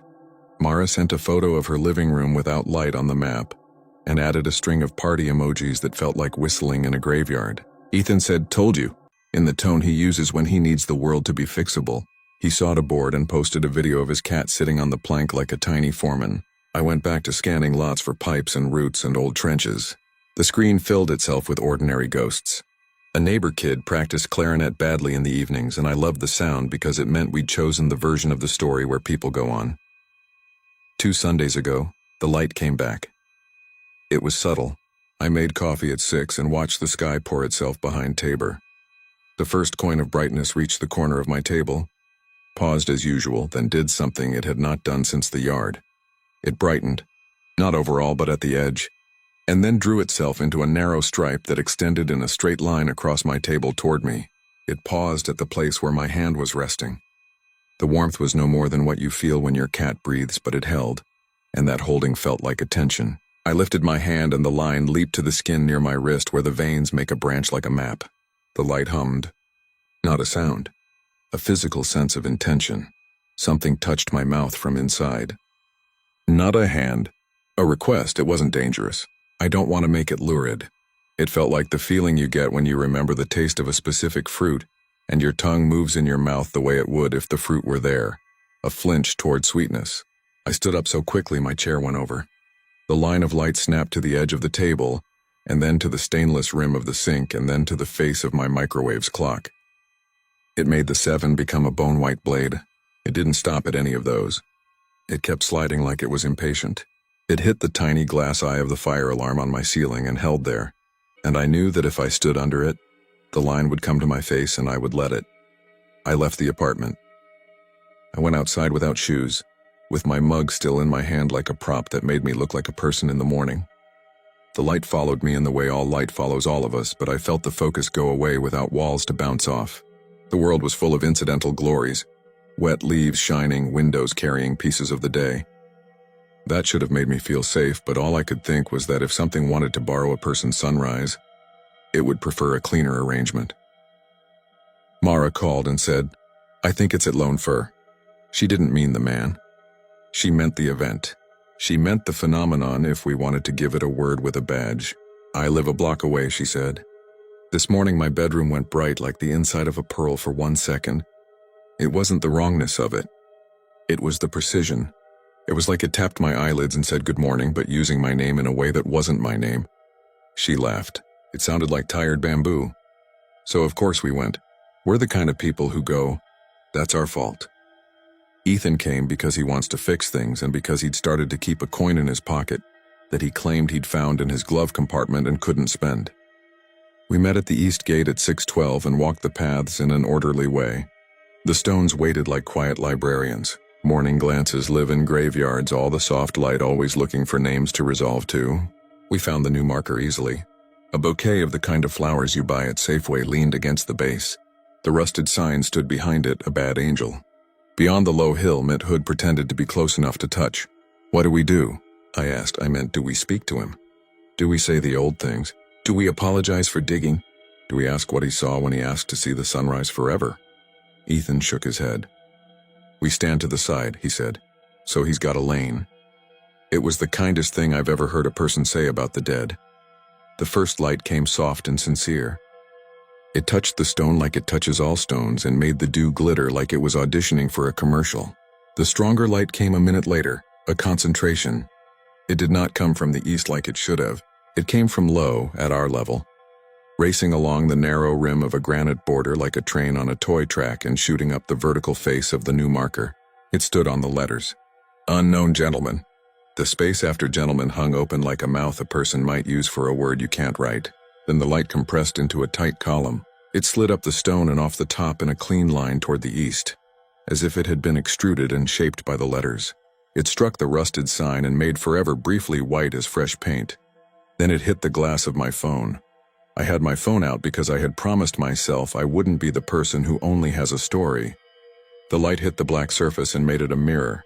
And in the mirror I saw something that still makes my teeth ache when the day begins. The coffin lid was there, the glass window fogged, the coins bright. The face behind the glass was not the man's. It was mine, but with the eyes gone and the mouth open and filled with coins. The coins were not old. They were all the coins I have kept in bowls by my door. Bike lock quarters, laundry money, bus fare. They tumbled and settled as if something inside me had been swallowing change for years and had finally found a way to show me. I dropped the phone. The image went away. The light moved. It found Mara's glasses and made them lenses without eyes. It found the coin in Ethan's pocket and drew a beam up his sleeve like a fuse. He yelped and shook his arm and the coin fell into the grass without a sound. The beam found it and the coin glowed and then went dull. The line shot east, clean and indifferent, and for an impossible second it seemed to keep going, threading itself through the trees, over the roofs, across the Lads Edition diagonals, over the river, into the far neighborhood where my apartment sits with its compliant windows. I could swear it turned just slightly to catch the corner of my kitchen table, and then it ended. Dawn was dawn again. The birds made their small idiot songs. Someone nearby said, "Is that a pop-up market?" The way people do when they're trying to decide if they can be late to work for a croissant. The three of us stood there and didn't look at each other. Ethan said, "I don't like that trick." Mara wiped at her eyes and discovered her glasses weren't on and then laughed when she realized they were. I picked up my phone and the screen had a hairline scratch in exactly the place where the image had been most bright. We could have told someone. We could have called the archaeologist who would have said careful, careful and written it down. We could have asked the city to take the sign. We could have asked a priest to say the words. We did none of those things. We walked to a diner on Belmont where the eggs are always a little too soft, and the waitress calls everyone Han without irony, and we ate like we had been up all night. And we pretended the way people who live near rivers pretend every spring that the water has learned its lesson, and will stay small. Since that morning, a new rule has entered the way I live. I don't stand directly in front of mirrors when the light is early. I put my phone face down at night. I zip my hoodie pockets closed because I'm tired of finding coins I don't remember accepting. I taped heavy paper over the peephole. I stopped putting water glasses near the edge of my kitchen table where the round of a shadow could turn literal. When I walk on SE 26th near the old church lot, I walk on the west side of the street so the east-facing windows don't have me in them twice. None of this is dramatic. This is not the part of the story where the house scratches itself or the trees spell my name. This is the part where I become a person who remembers where east is even when the blinds are closed. This is the part where I wake up 5 minutes before dawn without setting an alarm. It's the part where I get out of bed and go stand in the hallway where the light doesn't reach and listen to my apartment fill with a quality the day only has once. And I stand there with my eyes open and think about the man who asked to see the sunrise forever and got exactly what he asked for. Sometimes I hear a small sound in the kitchen then, like a coin landing softly on wood. Not a clang, a placed sound. I tell myself it's the heater making the old pipes talk. I go eventually and I pick up whatever coin is on the table and put it in the bowl by my door, and tell myself that bowls are where coins belong. 3 days ago, the coin I picked up was not American. It was too big, too thin, and had a worn face I couldn't name and letters around the edge that had been polished flat by time and spit. I put it back in the bowl, then took it out, then put it in my pocket. Right now it's on the sill, dull, ordinary, catching nothing. But when I walk by, I can feel the way it attends to me. If you're reading this from Portland, I want you to do me a favor tomorrow morning. Before the alarm goes off, go to your window. Face east. You'll know it by the shape Matt Hood makes against the sky even when the mountain is hidden. Watch the way the light sneaks along the lip of your ceramic mug, or touches the chrome on your toaster, or plays a coin-sized round on your floorboards. If a thin line draws itself toward you, don't be afraid. Don't lean in either. Just stand a little to the side the way Ethan told us to. Leave a lane. The dead are patient with us when we are patient with them. Mostly. The last thing, I can't prove any of this and I don't expect anyone to show up at my door with a clipboard and a gentle tone. But this morning, when I went to recycle a stack of flyers, the rusted nail in the old sign I shouldn't have but do have leaned near my umbrella had worked itself loose and fallen onto the floor. My apartment is very still. Nails don't jump. The sign made a tiny creak like a wooden mouth trying a word for the first time. The message on it did not change. It's the same single sentence stamped when someone still believed that metal could enforce what we ask for. He asked to see the sunrise forever. I'm going to bed early tonight. I've pulled my curtains and taped the sides so the light won't find stupid ways in. I've put a bowl over the coin. It's childish, covering a small problem with a small bowl. I'm not going to look at dawn. I'm going to sit in the hallway again and count the seconds until I feel the warm line press. Not hard, just there through the lid of my right eye. And I'm going to count a while longer after it leaves because that's how you measure if it was real. If it finds you too, wherever you are, and you feel the polite weight of attention through your eyelid for one heartbeat longer than you should, you'll understand why I'm writing this and why I'm not moving the sign, and why I still stand a little to the side.